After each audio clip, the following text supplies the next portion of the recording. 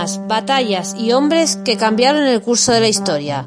Esto y mucho más en Bellum Artis Historia Militar.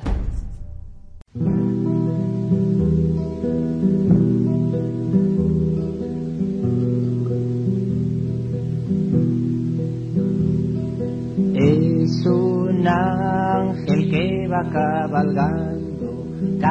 cabalgando con brío y valor, va cantando las tristes historias de una guerra que ya terminó.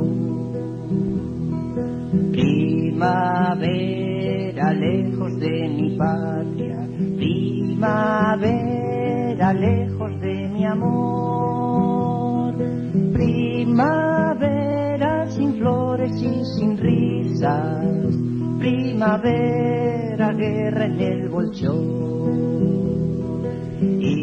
El camino de la División Española de Voluntarios, también conocida como la División Azul, fue extenso e intrincado.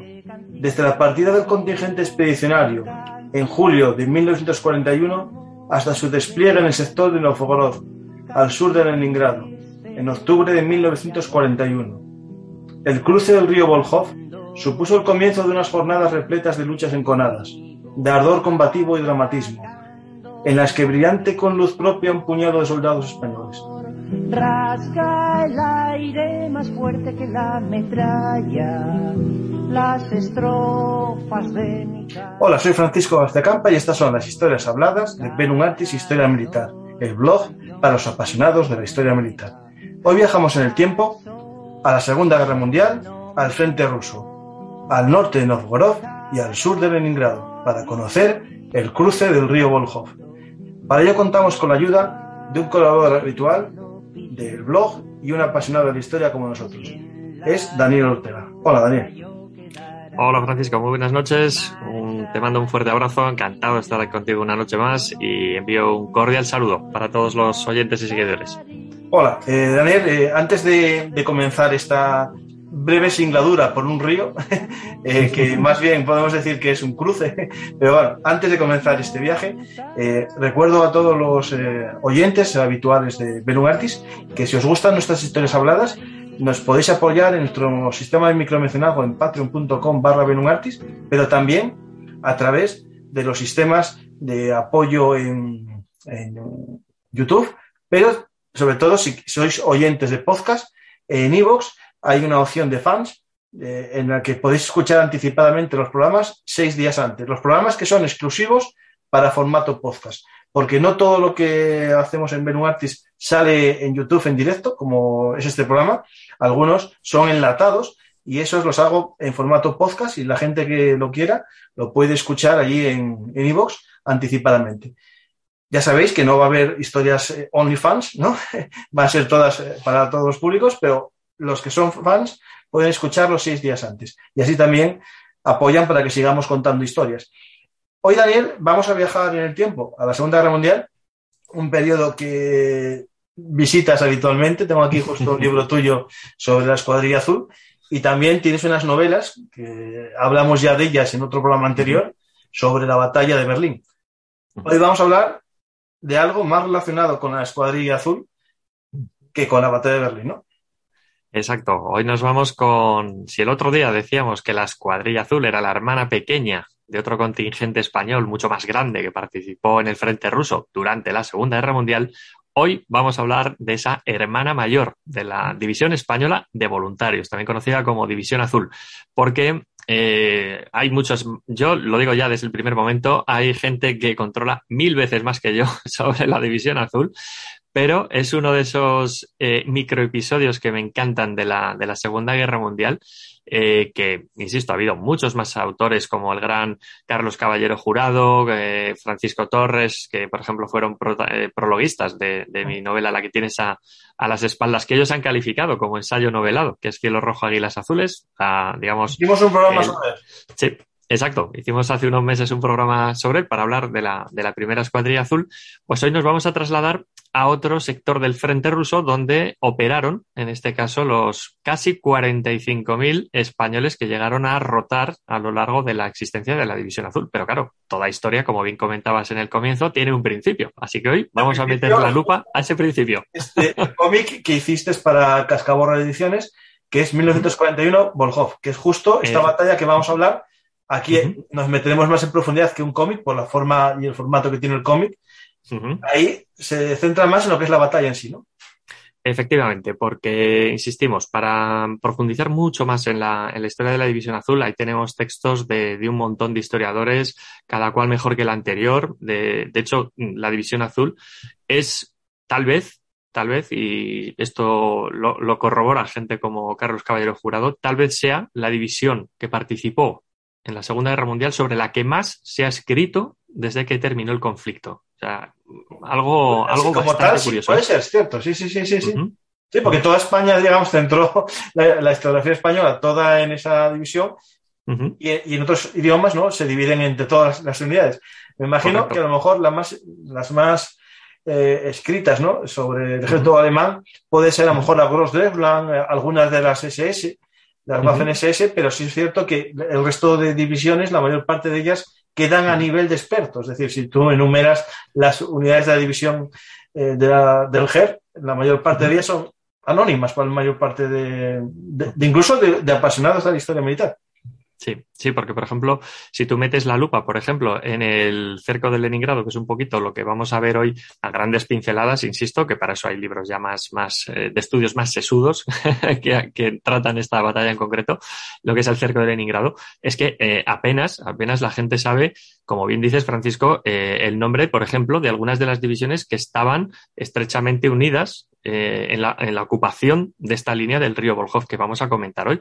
Son, por ejemplo, por ejemplo, la 126 división que va a estar al norte de la División Azul, que es la que va a proteger el avance de esa división alemana, y los españoles van a estar encargados, ahora nos metemos un poquito más en harina, pero es que la División Azul, la 250 división de la Wehrmacht, se va a quedar como guardaespaldas del flanco sur del avance de otra de esas divisiones, insisto, de tantas que había desplegadas en el sector de Leningrado. O sea, algunas de estas divisiones las conocemos porque fueron vecinas, por ejemplo, de la División Azul, como fue el caso, por poner otro caso, de la cuarta división de las Waffen-SS, la división Polizei, que participó al lado, bueno, lo de participar entre comillas, que estuvo en el mejor lugar en la batalla de Krasnivor. Es decir, estaban a un lado del ataque principal de los soviéticos.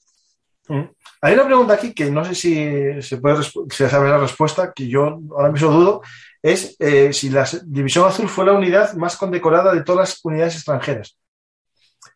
No sería descabellado porque hay que pensar que pasaron 45.000 soldados por esta división. Esto lo pongo en el apartado extra más histórico, de contenido histórico, que viene al final del cómic.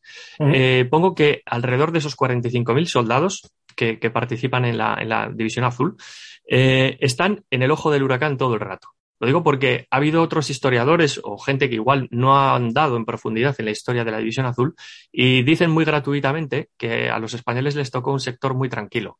Pues vamos a ver que no, que todo lo contrario. De hecho, ahí tenemos textos de gente, insisto, como Carlos Caballero, como Francisco Torres, un montón de historiadores que han tratado la División Azul y que han demostrado con hechos, y es que a nada que tú lo sabes como historiador, como divulgador histórico, que si te pones a profundizar en la documentación, en los diarios de operaciones y demás, vas a ver que puedes constatar sobre el papel que la División Azul estuvo en el ojo del huracán prácticamente todo el tiempo que estuvo destinada en el frente. Sí. Estuvo en el sector de Leningrado. O sea, que no es moco de pavo. No, y justo en la ruptura del frente. Es decir, el frente se rompió más por el sur de los lagos, en esa zona, que por la zona norte. Es decir, no por la ciudad, sino por el costado este de la ciudad. Exacto, porque más adelante lo veremos. Por ejemplo, por poner un paralelismo, los soviéticos, ¿dónde atacan cuando quieren romper el cerco de Stalingrado? Es decir, más al este del mapa, a miles de kilómetros de allí. ¿Dónde van a atacar? Por la ciudad. Exacto. Van a meter en la ciudad, bueno, eso da para otro programa, pero en la ciudad van a meter carne de cañón por un tubo, pero donde van a atacar es en los flancos, que saben que es el lugar más débil, en este caso de los alemanes. Y en este caso, como un flanco es el mar Báltico, o sea, solo nos queda un flanco. Exacto, solo queda un punto que es el sur, y en ese lugar pues estaban los españoles en el área de Novgorod, que veremos que también telita, ahora cuando nos vayamos aproximando al río, veremos lo que les tocó ocupar a los españoles. Pues vamos a ir adentrándonos un poco en la historia. Esta historia la podemos comenzar casi un poco en la creación de la División Azul. ¿Por qué? No la creación, bueno, el viaje que hacen, ¿no? Ese viaje que hacen porque es la primera etapa y algunas unidades, yo creo que la mayor parte de ellas, llegaron y a las 24 horas se pusieron a combatir. Es decir, no tuvieron mucho tiempo de descanso, ¿no? Exacto, al grito de, como todos hemos visto en los libros de historia, documentales y tal, al grito de Rusia es culpable, miles de españoles se alistan en los banderines de enganche para formar parte del primer contingente que va a partir hacia Rusia de esa división española de voluntarios. Insisto, ha habido algunos historiadores que se han empeñado en decir que esto es falso, que los españoles pues iban forzados, que se iban no sé qué. Lo que sí que es cierto es que el primer día que digamos que se abrieron los puntos para captar reclutas o ex veteranos, vamos a llamarlo así, o veteranos, mejor dicho, de la Guerra Civil Española, es cierto que en algunos puntos se llegó a triplicar la tasa que tenían asignada para ese punto de enganche. O sea, eso es algo bastante significativo. ¿Quién forma parte? Es interesante, Daniel, te interrumpo y la gente me criticará, pero bueno, es interesante tranquilo. Que se produjeron más enganches en zonas ocupadas, digamos, en lo que era tras la línea republicana, es decir, ciudades como Valencia, territorios que habían estado ocupados por los republicanos y gran parte de la juventud de ideología, bueno, falangista sobre todo, como no habían podido participar en la guerra, se unieron voluntarios a esta oportunidad, ¿no?, de vengarse. Es interesante ese dato, es decir, es cierto que también en otras provincias soldados para seguir la carrera militar, ascender, también se apuntaron, pero muchos falangistas que no habían podido participar y habían sobrevivido se apuntaron a esta venganza. Claro, porque, como decía antes, al grito de Rusia es culpable, ¿qué quieren hacer? En este caso, pues muchos jóvenes que no habían participado en la Guerra Civil Española o que tal vez habían visto cómo sus familias habían padecido los horrores de la guerra, de la posible represión, por el motivo que fuese, ¿no?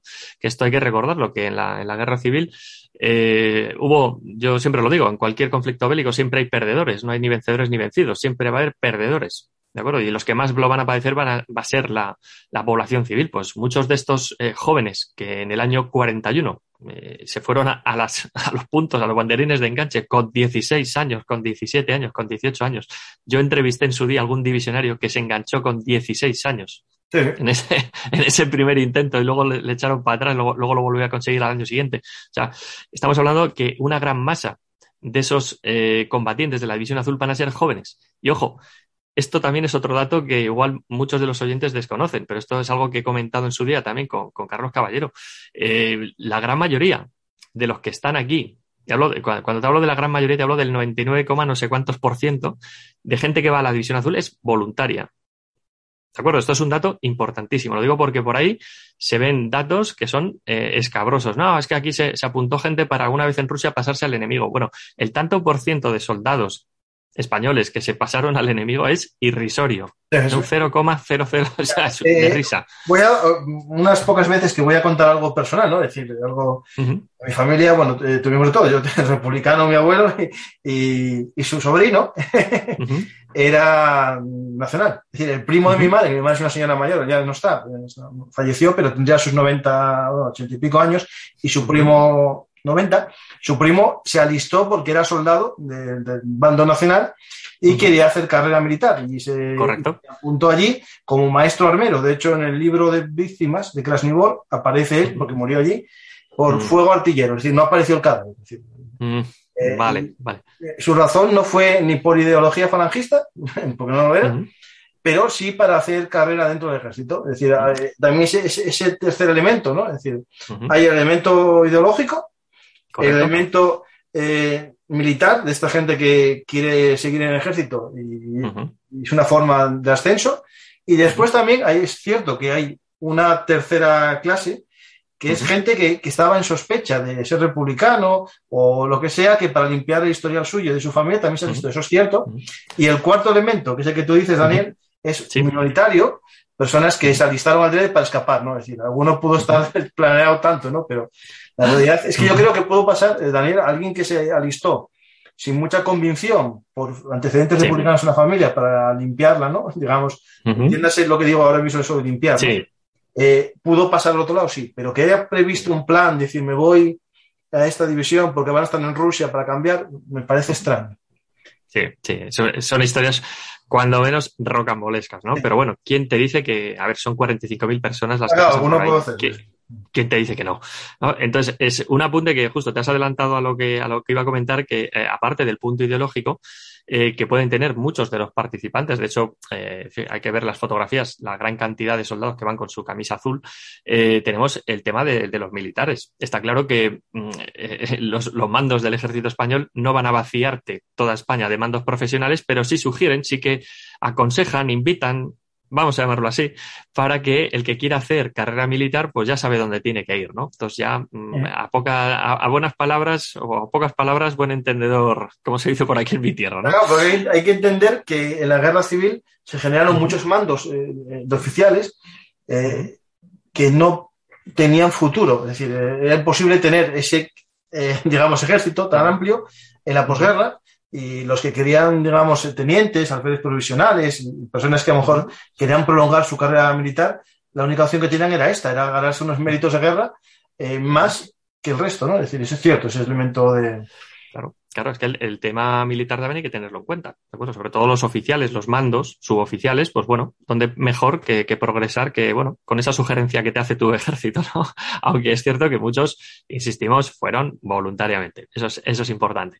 Bueno, pues tenemos esos trenes que salen de la Estación del Norte o de otras estaciones a lo largo de España, pero esa Estación del Norte, Madrid, célebre por esas fotografías que hemos visto con esos documentales, salen camino de Alemania. Entonces, el trayecto, pues bueno, en principio la primera etapa pues es cómoda, llegan, en este caso, los divisionarios llegan a un campamento enorme, que es el campamento de Grafenborn, y allí algo que llama poderosamente la atención a los alemanes con los que van a tener que codearse día a día, y con esos que, entre comillas, que les van a enseñar a hacer la guerra. Tú ríete de esto, ¿no? Porque muchos de los que van allí ya tenían una guerra a sus espaldas. Les enseñarán a desfilar y a hacer cosas. Les enseñarás a vestirse con el uniforme alemán y poco más, porque esta gente pues ya tiene una experiencia, ¿no? Y mira, otro dato que te voy a lanzar aquí, que seguramente conozcas, pero a lo mejor entre la audiencia hay personas que a lo mejor lo desconocen. Pero, ¿por qué el entrenamiento de la División Azul en Grafenborn, entre otros factores, por qué es tan breve respecto a otros?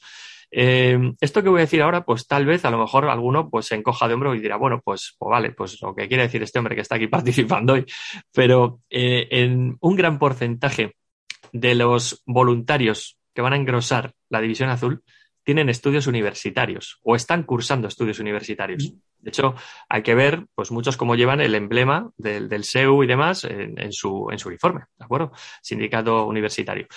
Muchos jóvenes. Es una especie de cisne. O sea, exacto. Como un águila, es como un águila, pero es un cisne realmente, sí. Exacto, que va así como con unos cuadraditos de colores, tal. El caso es que llegan a Grafenborn y, claro, la mayoría de soldados que van a participar allí, en ese adiestramiento, pues bueno, son gente con estudios universitarios que con explicarles una cosa a la primera ya la han cogido, si es que no se han anticipado antes. Entonces, esto pues también les va a dar una cierta agilidad a la hora de entrenarse. El campamento de Grafenborn no es cualquier cosa. Estar situado, hoy en día todavía existen allí instalaciones militares, cualquiera que haya estado por allí pues se va a quedar sorprendido porque es un área enorme. O sea, la extensión que tiene puede ser prácticamente la de alguna provincia que tenemos aquí en España. Está situado al este de Nuremberg y muy cerquita ya, entre comillas, lo de muy cerquita de la frontera con la República Checa. O sea, es un área, yo aquí estoy mirándolo en el mapa, cualquier explorador que tengáis, y es que cada vez que lo miro es que me quedo asombrado de la magnitud del campamento, o sea, es que es enorme. Insisto, está un poquito al noreste de Nuremberg, lo podéis ver perfectamente, el área de Grafenborn. Es enorme. Es un terreno que la verdad que es espectacular porque ya tenía una tradición militar esta zona, donde se habían hecho infinidades de maniobras castrenses durante décadas. O sea, que era un lugar perfecto para entrenar a soldados al por mayor. Estaba pensado para recoger a miles de soldados a la vez y darles un adiestramiento.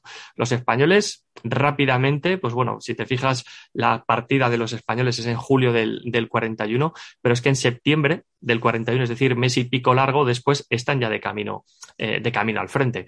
Llama poderosamente la atención que, bueno, hasta Alemania, pues vale, han llegado de una forma más o menos cómoda, que es en tren, pero una vez que terminan ya el adiestramiento, muchos a lo mejor se sorprenden, pero la división española no tiene nada que ver con una división de estas acorazadas o mecanizadas de los alemanes, que pueden tener más medios mecánicos, que tampoco había muchas. Bueno, la mayor parte eran hipomóviles. Exacto. Y el caso de españoles van a ser hipomóviles, como bien decías, Francisco. A lo mejor hay alguna compañía de ciclistas, etcétera, etcétera, pero lo suyo es moverse en camiones, si hay la suerte de tener alguno, y a caballo para tirar pues eso, de la poca artillería que van a tener y de los carros con el suministro, con la impedimenta de los soldados y demás. Y van a llegar así hasta, ni más ni menos que hasta Polonia, de acuerdo, de esta forma un poquito tal, pero a partir de ahí, a partir de Polonia, hasta mediados de octubre, que es cuando, digamos, ya les vamos a ver en la línea del frente, se lo tienen que recorrer a pie. La gran mayoría de los 1.000 kilómetros que van a tener que recorrer, 900 y pico, la mayoría del trayecto lo hacen a pie. Esto, desde Polonia, digamos, de Polonia al frente, es casi andando todo casi. Sí, estamos hablando de que pasan por Vilna, por Lituania. Inicialmente, a mí es algo que me llama mucho la atención cuando empecé hace un montón de años a estudiar la trayectoria de la División Azul. En un principio van el camino de Smolensk, que curiosamente es una zona donde tenía el punto de arranque, o uno de los puntos de arranque del grupo de ejércitos centro. Esto es algo muy curioso, porque en el programa que dedicamos a la Escuadrilla Azul, los españoles van a estar unos días, los de la primera Escuadrilla Azul, en la zona de Smolensk. Van a estar allí, en Minsk, en Smolensk y tal, pero luego reciben la orden de echar para atrás. Coinciden, insisto, algunos divisionarios van a coincidir con miembros de la primera Escuadrilla Azul, pero reciben la noticia de que tienen que recular, volver hacia Bielorrusia y a partir de ahí subir hacia el norte. Ahí creo que les cogen un tren, ¿eh? Ahí les da... Sí, correcto. Ahí ya, pues dicen, joder, vaya faena tanto andar, venga, vamos a hacer más liviano el tema. Y para arriba, pues camino de Vitebsk hasta Novgorod, o sea, una marcha también tremenda. Esto, hay gente que puede pensar que se lo hacían por ser españoles, pero la realidad es que el ejército alemán era pedestre, es decir, la infantería pura. Sí. Nos lo vendieron Hollywood como que todos iban motorizados, todos eran unidades blindadas, pero la realidad es que la mayor parte de los soldados alemanes andaban a pie, o sea, iban avanzando a pie y sus impedimentas arrastradas por caballos. Es decir, yo el cálculo de un programa sobre la caballería alemana, y era un cálculo entre 3 millones de caballos más o menos, se usaron en la Segunda Guerra Mundial, casi todos en el frente ruso. Sí, porque la guerra de verdad, lo hemos comentado en otros programas, la guerra de verdad es la de Rusia, la del 41 al 45. El resto, pues norte de África y zona occidental del mapa, lo que es Europa occidental, pues bueno, el porcentaje lo hemos comentado en el programa anterior que dedicamos a la Escuadrilla Azul, 3 de cada 4 soldados, es decir, el 75% de los efectivos que pierde Alemania en la guerra es en el frente ruso, el resto en otros frentes. O sea, es que yo creo que habla por sí solo, ¿no? Las estadísticas. Pues bueno, ahí vamos a tener a los españoles formando parte de una división más, en este caso de los alemanes, metidos en la infantería regular, hay que decirlo, en el ejército alemán, y van a llegar al frente una fecha muy señalada para nosotros, que es el 12 de octubre. La típica festividad que tenemos, que nos une a todos, de la Virgen del Pilar, etcétera, pues ese día tan señalado llegan a la línea del fuego, ¿vale? Que es decir, pues van a llegar a las orillas del río Volkhov, que es donde van a empezar a ocupar para que nos fijemos, Daniel, es al norte del lago Limen correcto, y de Novgorod. Es justo ahí, al norte de Novgorod, ¿no? Exacto. Es un punto, la verdad que bastante importante, porque como bien has dicho antes, Francisco, el lago Ilmen, si cogemos y tiramos con línea recta hacia a la actual San Petersburgo, pero la antigua Leningrado, hay una línea de ferrocarril que parte en línea recta, ¿vale? Cualquiera que esté viendo un mapa de época lo va a ver. Y luego, como cerrando un triángulo, va a haber otro que tira hacia una población que se llama Volkhov, también igual que el río.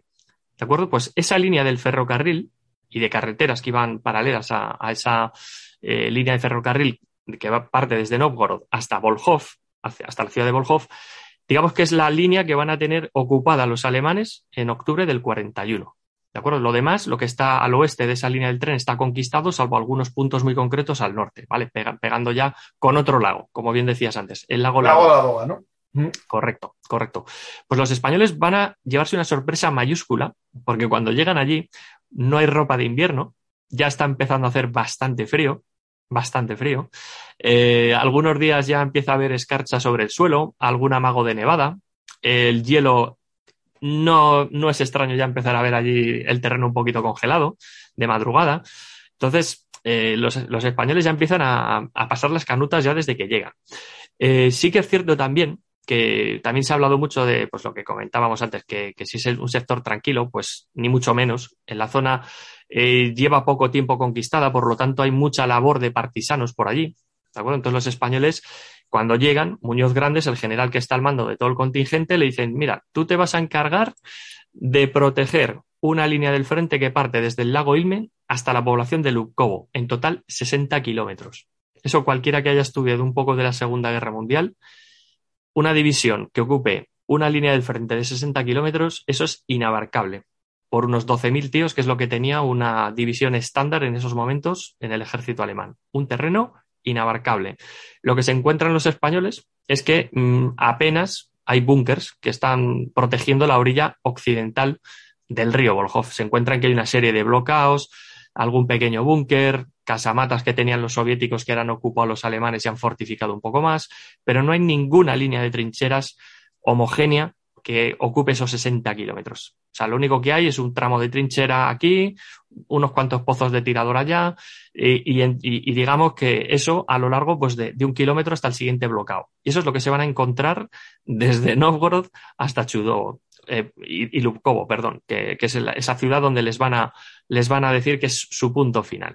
Bueno, pues para desgracia de los españoles, eso es lo que van a tener que soportar desde el día 1. Salvo los que están un poco en retaguardia, metidos en alguna isba, en alguna casa por ahí un poquito de aquella manera, o los cuarteles generales improvisados, los chavales, porque eran chavales de 18 o 20 y pocos años, están ya durmiendo al relente, como solían decir ellos, y han dejado por escrito, ¿de acuerdo? Eso es lo que se van a encontrar. Y una falta de suministros abrumadora, que por mucho que fuese el ejército alemán, la línea del frente ya estaba muy estirada, y encima en esos 60 kilómetros desde Novgorod hasta Lubkovo, te puedes imaginar que las líneas de suministros no eran fáciles, y más con esa constante acción de los partisanos a la retaguardia.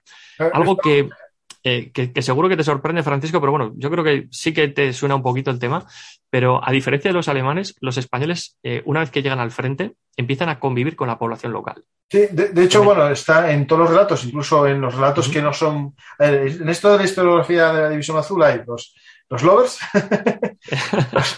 los que son ya muy decantados de un lado, los que son, bueno, más o menos objetivos, y los que son haters, ¿no? Es decir, los haters. Otro lado.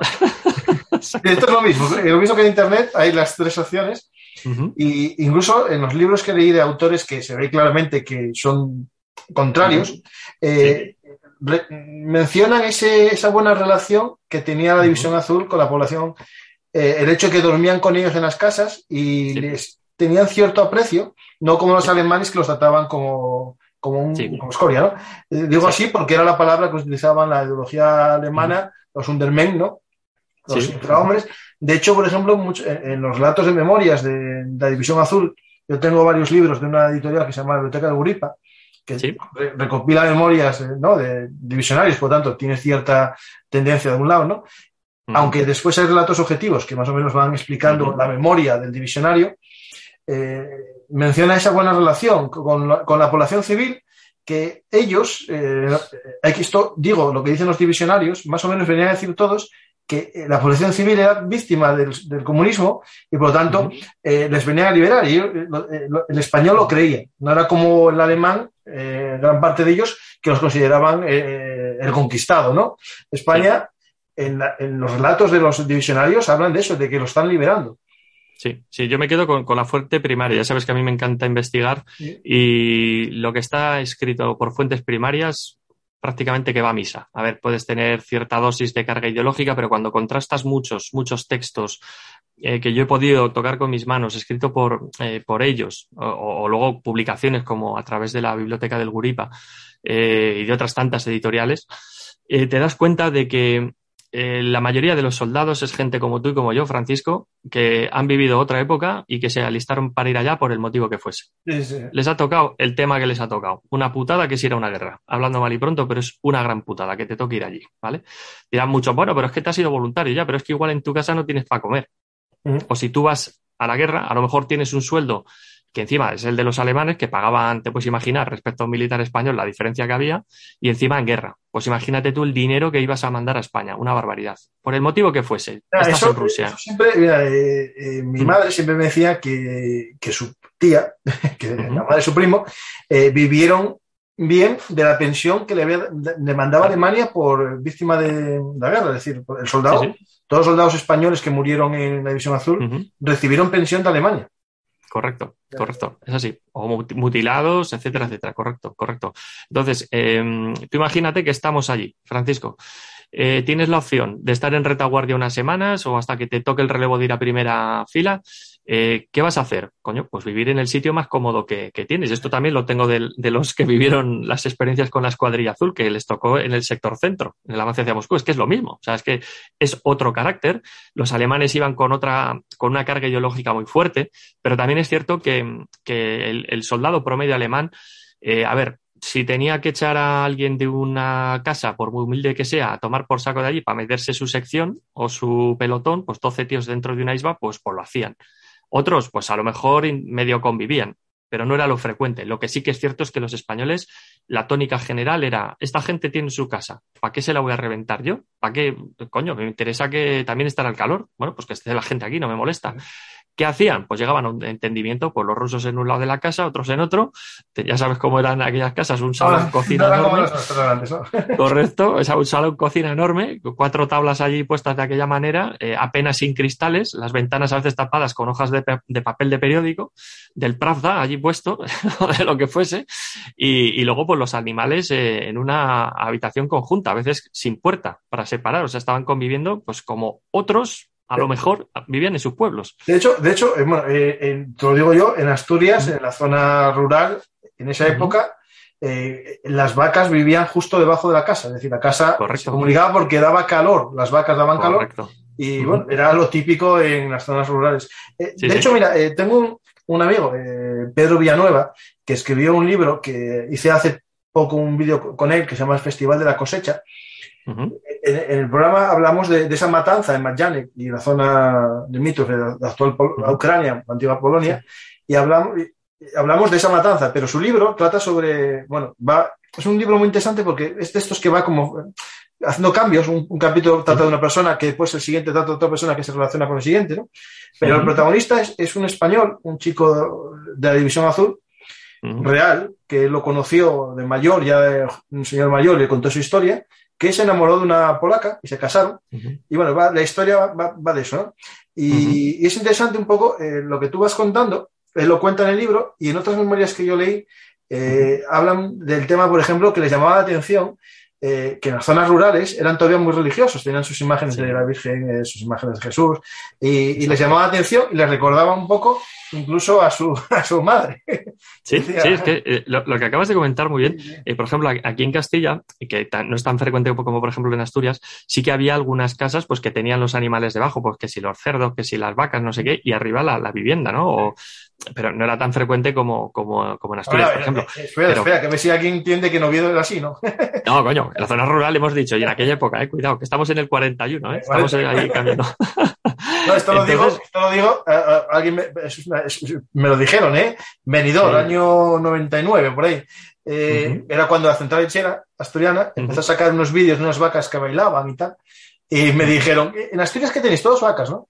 Yo dije, mira, aceptaste, yo tuve, pero no todos, Ay, qué bueno, qué buena anécdota, sí, señor. Bueno, pues los muchachos que van allí, sobre todo los más jóvenes, pues bueno, eso de sacar a palos a los rusos de sus casas, pues no lo contemplan. Entonces, empiezan además, hay que pensar que el soldado español de aquella época, lo mismo que hoy en día, yo he tenido el privilegio, lo digo siempre así, de haber entrevistado tanto a divisionarios como a militares actuales, y siempre hay un punto de unión en todos los soldados que van de misión al extranjero, que es que si se pueden mezclar con la población local, llegar a tener esos lazos de unión con ellos, lo van a hacer, lo van a hacer. Te interesa, porque dices, bueno, yo tengo aquí una vivienda garantizada y encima lo que has dicho, en muchos sitios se van a encontrar con figuras religiosas que el comunismo había prohibido. Pero coño, ahora estos que, como les han invadido los alemanes, que son cristianos, y ahora encima están los españoles y se lo permiten, pues bueno, pues lo siguen exhibiendo dentro de sus casas, ¿no? Es algo bastante también interesante. Luego también les interesa mucho porque los alemanes van allí con esas botas alemanas características de cuero que no protegen para nada del frío. Entonces no es raro ver a partir del invierno del 41 a soldados españoles con botas rusas o botas improvisadas con material que les dan los rusos. Porque las raciones, por ejemplo, que les da el ejército alemán, pues igual a uno le sobraba una parte de la comida y lo intercambiaba con cosas, o la máscara de gas. Anda que no había máscaras de gas que se quedaron por el camino del frente. A ver, la máscara de gas es un instrumento que si te fijas en toda la Segunda Guerra Mundial, los alemanes llevan ese cilindro de metal y siempre se comenta en muchos libros y muchas novelas que como vieron que no se usaban, empezaban a usarla para meter bocadillos y... Correcto. Pues los españoles, por ejemplo, hay fotos de algunos pues que ves que han metido paja y meten huevos. Pues, por ejemplo, pues para su alimento, pues ya está, ¿no? Bueno, pues es un poquito lo que se van a encontrar por meternos un poquito en retaguardia antes de lanzar el ataque, ¿no? Al otro lado del Volhov. Eso es lo que se van a encontrar los españoles, ¿no? Una falta de suministros, la necesidad ya por condiciones climatológicas de empezar a convivir con la población local. Se dan cuenta de que el frente, pues bueno, se lo van a tener que currar ellos, las líneas, las trincheras, porque lo que hay allí es un desastre.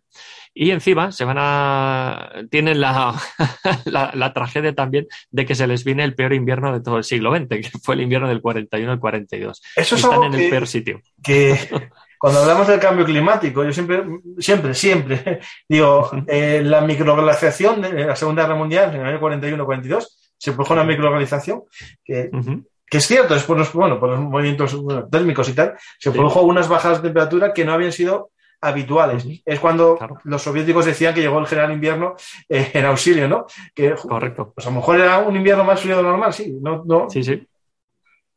Sí, porque además el programa que hablamos de la Escuadrilla Azul, ellos, tú imagínate, en el sector de Moscú, que es un poquito más al sur de ese paralelo donde van a estar los españoles en el cerco a Leningrado, que tuvieron, y han dejado por escrito, tuvieron que soportar temperaturas de entre 40 y 50 bajo cero.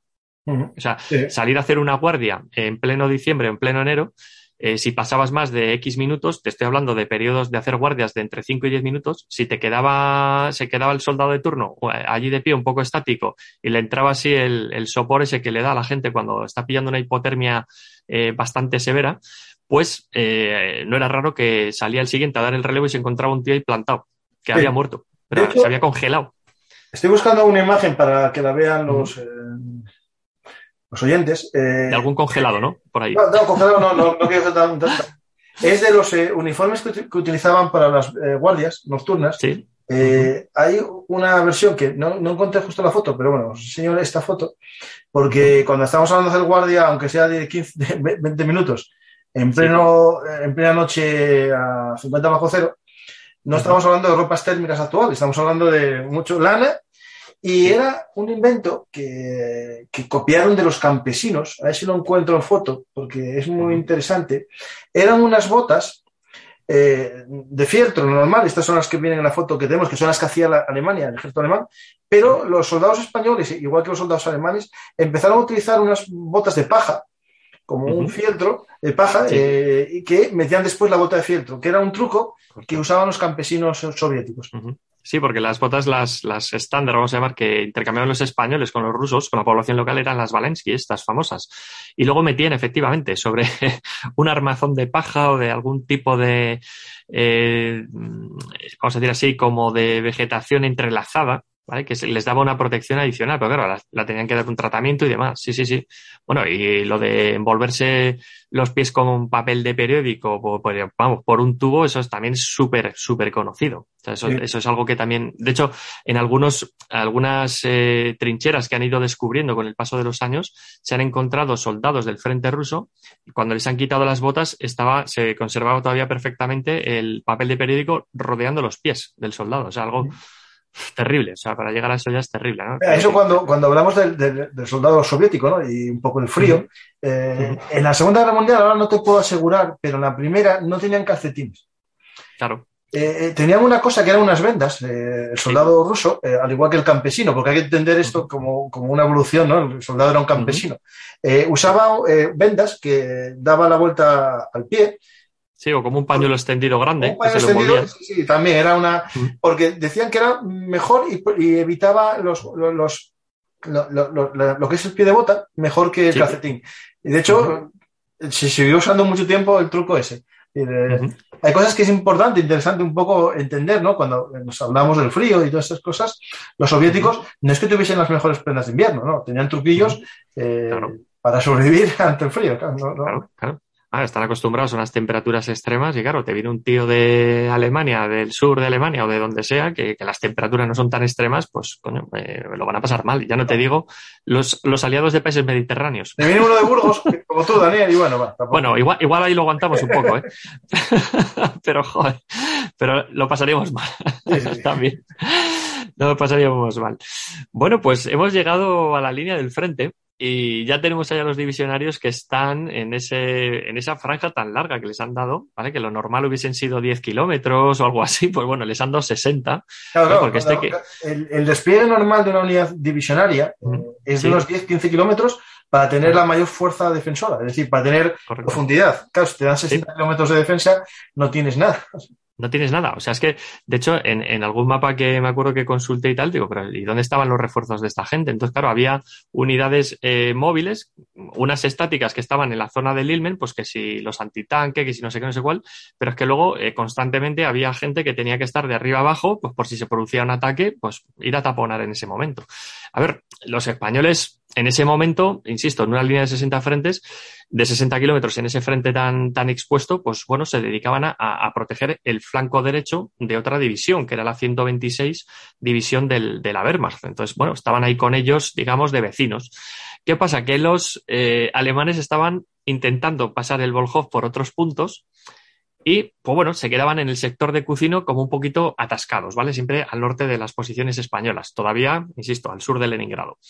¿Qué pasa? Que los alemanes, pues ya llega un día que les dicen, oye, que nos tenéis que echar aquí una mano, que esto aquí en Kucino no progresa. Bueno, pues hasta el día 18 de octubre, es decir, una semana aproximadamente después de la llegada de los españoles al frente, ya empiezan a tantear la otra orilla, ¿vale? En esos 6 días, sí que es cierto que los rusos han visto que se ha producido un relevo, no son tontos, están ahí mirando a ver lo que pasa en la orilla occidental, ¿vale? Y dicen, coño, aquí ha habido un cambio, ¿aquí qué ha pasado? Entonces, bueno, empiezan a lanzar ataques de tanteo, ¿vale? ¿Qué pasa? Que cuando los rusos desembarcan en la orilla occidental, ostras, que es que les diezman, que es que no sale uno vivo. Bueno, ha habido madrugadas, pues eso, con el cambio de luz y tal, que saltan los soviéticos a la orilla occidental y, por ejemplo, en alguna acción pues caen pues 40 rusos del tirón y el resto pues prisioneros. O sea, que pudieran escapar muy pocos.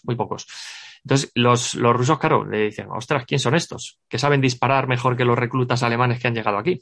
Y no se les ve, son muy pequeñinos. Y son pequeñines, y no son tan rubios que llaman, ¿no? La atención, ostras, ¿quién son estos señores con bigote que hay por aquí? ¿Qué pasa aquí? Bueno, pues... Lo del bigote fuera bromas, casi todos tienen bigote en la foto. Claro, es que hay que fijarse en las fotos, que nos dan muchas pistas. Incluso los jóvenes, los chavales de 19, 20 años van con bigotillos ahí. Sí, curioso.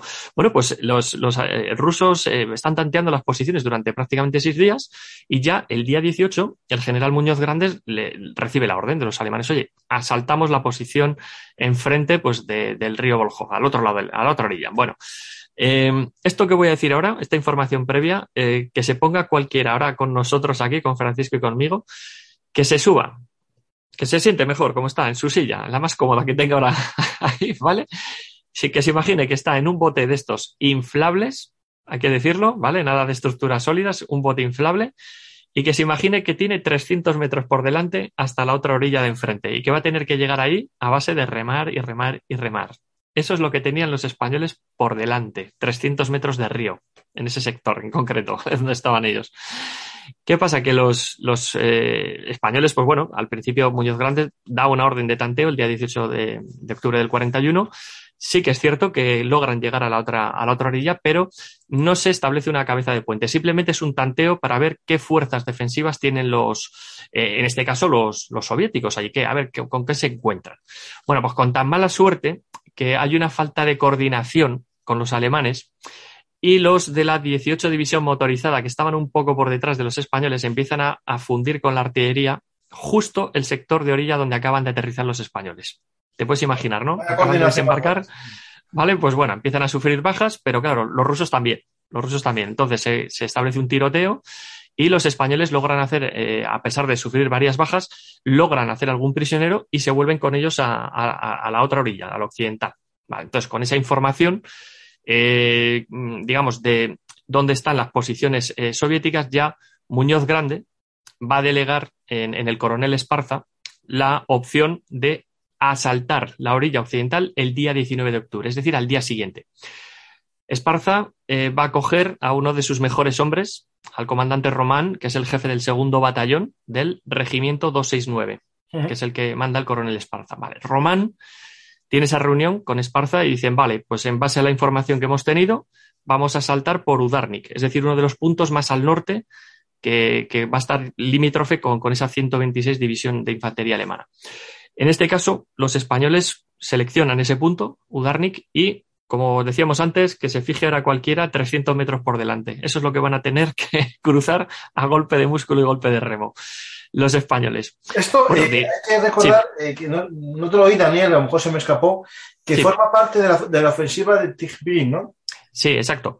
Quería comentarlo un poquito más adelante, pero bueno, este movimiento que estaban haciendo los alemanes no es un movimiento al tuntún, ¿vale? Ellos se han quedado atrapados un poquito más al norte, en un punto no consiguen pasar el río, pero es que, claro, la ofensiva general que quieren los alemanes es presionar hacia Tigrin, que es una localidad al este de Leningrado, que si toman ese punto, están tomando uno de los puntos ferroviarios más importantes al norte de ese sector. ¿Vale? Es decir, que si toman ese nudo ferroviario, están desabasteciendo en gran medida lo que pueda llegar a Leningrado. ¿De acuerdo? Eso es algo también interesante a tener en cuenta. Tigrin, digamos, está metido ya tierra dentro del río Volkhov, ya en la otra orilla, en la orilla oriental. Y yo creo que será la vía de ferrocarril que dirige hacia Moscú. Más sí. El mapa, sí. Enlaza Leningrado con Moscú, exacto. Entonces es un punto, por eso digo que es esencial tomarlo, porque por ahí van a pasar naturalmente pues muchísimos suministros que puedan llegar a ayudar a las tropas que combaten en Leningrado. Otra parte del ejército alemán va a estar presionando hacia el norte para ir hacia las orillas del Ladoga y cortar a través de otra población que es Volkhov, que lleva el mismo nombre que el río. Y los españoles van a estar, por lo tanto, presionando hacia el este, pero en la parte sur de ese avance. Es decir, que es una maniobra, entre comillas, de distracción para que los soviéticos pues distraigan recursos y los manden hacia el sur. Digamos pero que también las funciones también evitar un poco que una contraofensiva soviética por el flanco, ¿no? Es decir, que... Exacto, porque además los españoles van a estar distrayendo tropas hacia el sur, pero es que además van a estar apoyando el avance que quieren los alemanes más hacia el este, más en profundidad, que es hacia Borovichi, que es otra ciudad también que es bastante interesante porque también es un punto importante porque hay otro, el río Msta que pasa por esa población, también hay un nudo ferroviario. Entonces les interesa también apoyar ese avance. Bueno, pues eso es lo que se encuentran los españoles en mitad de una gran operación y que van a tomar parte de una microoperación dentro de lo que es el cruce del Volkhov. Bueno, pues el comandante Román, jefe del segundo batallón, va a posar sus ojos en uno de sus mejores oficiales, que es el teniente Escobedo. ¿Vale? Yo creo que fue la mejor decisión que pudo tomar. Escobedo es un teniente, es un oficial español, un veinteañero, cabe recordar. Joven, las fotos muy jóvenes, sí.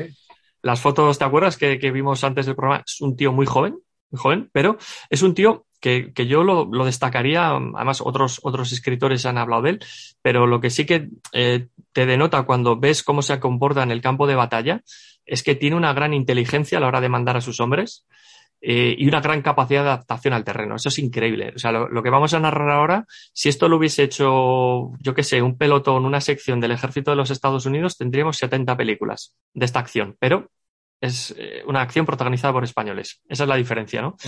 En este caso, fíjate la hora que voy a decir. A las 3 de la tarde, de aquel 19 de octubre del 41, es decir, al atardecer, por aquella época ya en Rusia, pero bueno, todavía con mucha luz, los 32 hombres que manda el teniente Escobedo se montan en prácticamente media docena de botes y se dirigen hacia la importante que hablamos de botes neumáticos, no botes inflables. como... Sí. Exacto, son botes inflables y tienen que pasar a remo a la plena luz del día y delante de los ojos de los soviéticos. Importantísimo este dato. Bueno, para su sorpresa, hacen un avance muy silencioso y para su sorpresa no reciben fuego enemigo. Eso es algo que llama poderosamente la atención a Escobedo. Y vamos, yo si estuviera en su pellejo diría, ostras, no nos han visto. O si nos han visto, nos van a cazar como patos una vez nos embosquen en la orilla. Me dicen que va de Jaén. Que va de Jaén. Exacto. Lo primero que hace Escobedo, antes de partir a la otra orilla, es asegurarse que va a tener una cadena de suministros, ¿vale? Y bueno, pues habla con otro teniente que es Galiana, que va a establecer durante lo que dure el tiempo de luz, es decir, los pocos minutos de luz que les quedan, una red de suministros hacia el otro lado, ¿vale? Es decir, también con botes pues van a hacer llegar munición, más armas, lo que haga falta, pero solo durante las horas de luz, porque por la noche no se ve absolutamente nada. Y si van con luces, son patos de feria, ¿vale? Si van por ahí con un farolillo o con cualquier cosa. Por lo tanto, lo excepcional de la acción que vamos a narrar ahora es que la lleva a término un teniente con 32 tíos, solamente con 2 máquinas ametralladoras, como las llamaban entonces, 2 fusiles ametralladores, 2 MG-34, estamos todavía en el año 41, la MG-42 todavía no está en servicio, ¿vale? MG-34, con una cadencia de unos 800 disparos por minuto, munición muy limitada, y el resto, salvo los suboficiales que van a ir con sus MP-40, el resto son fusileros. Importantísimo decir esto, ¿de acuerdo? Bueno, esto como todo el ejército alemán, digamos, ellos tenían la doctrina de armas del ejército alemán, ¿no? Exacto. Sí, van a seguir la misma estructura que el ejército alemán. Una sección montada pues a base de 3 pelotones, pues de unos 10, 12 tíos y venga, a funcionar con lo que tenemos. Eso es lo que van a tener los españoles, 32 tíos. Vale. Desembarcan, después de remar y sofocarse allí lo suyo para llegar al otro lado, desembarcan, no hay fuego enemigo y lo primero que hace Escobedo es desplegar las 2 ametralladoras, lógicamente para cubrir el ascenso hacia un repechito que les va a dejar un poquito ya a la vista de lo que puedan encontrarse una vez alcancen ese pequeño promontorio. ¿De acuerdo? ¿Por qué van allí? Porque necesitan tomar una loma donde hay un puesto de observación muy importante para los soviéticos desde el que controlan parte del río, ¿de acuerdo? Por eso es importante para ellos tomar ese punto. Escobedo es el encargado de hacer cumplir esa orden. Importante, los españoles tienen que atravesar un sector que está minado, hay un campo de minas delante de ellos, pero gracias a la información que han obtenido los prisioneros en el interrogatorio en las horas previas, se han hecho con un plano y serpentean a través de ese campo minado. Logran llegar a los arrabales de una especie de carretera. Digo lo de especie porque las carreteras en Rusia ya sabemos cómo son en aquella época. Entonces, toman posiciones en ese lado, ¿de acuerdo? Ya están muy cerca de la posición que tienen que tomar, ¿vale? ¿De acuerdo? Les faltan muy pocos metros. Justo cuando Escobedo da la orden, empieza el infierno para ellos, ¿de acuerdo? El infierno para ellos. Empiezan a disparar los soviéticos, les han visto que se han aproximado, no dan crédito porque no han escuchado estallar ninguna mina, entonces se quedan en primer término sorprendidos. Bueno, tras una pequeña refriega, empiezan a levantar las manos los soviéticos y se entregan a los españoles. Oh, sorpresa, cuando alguno de ellos empieza a abrir la boca y empieza a decirles pasionaria gut.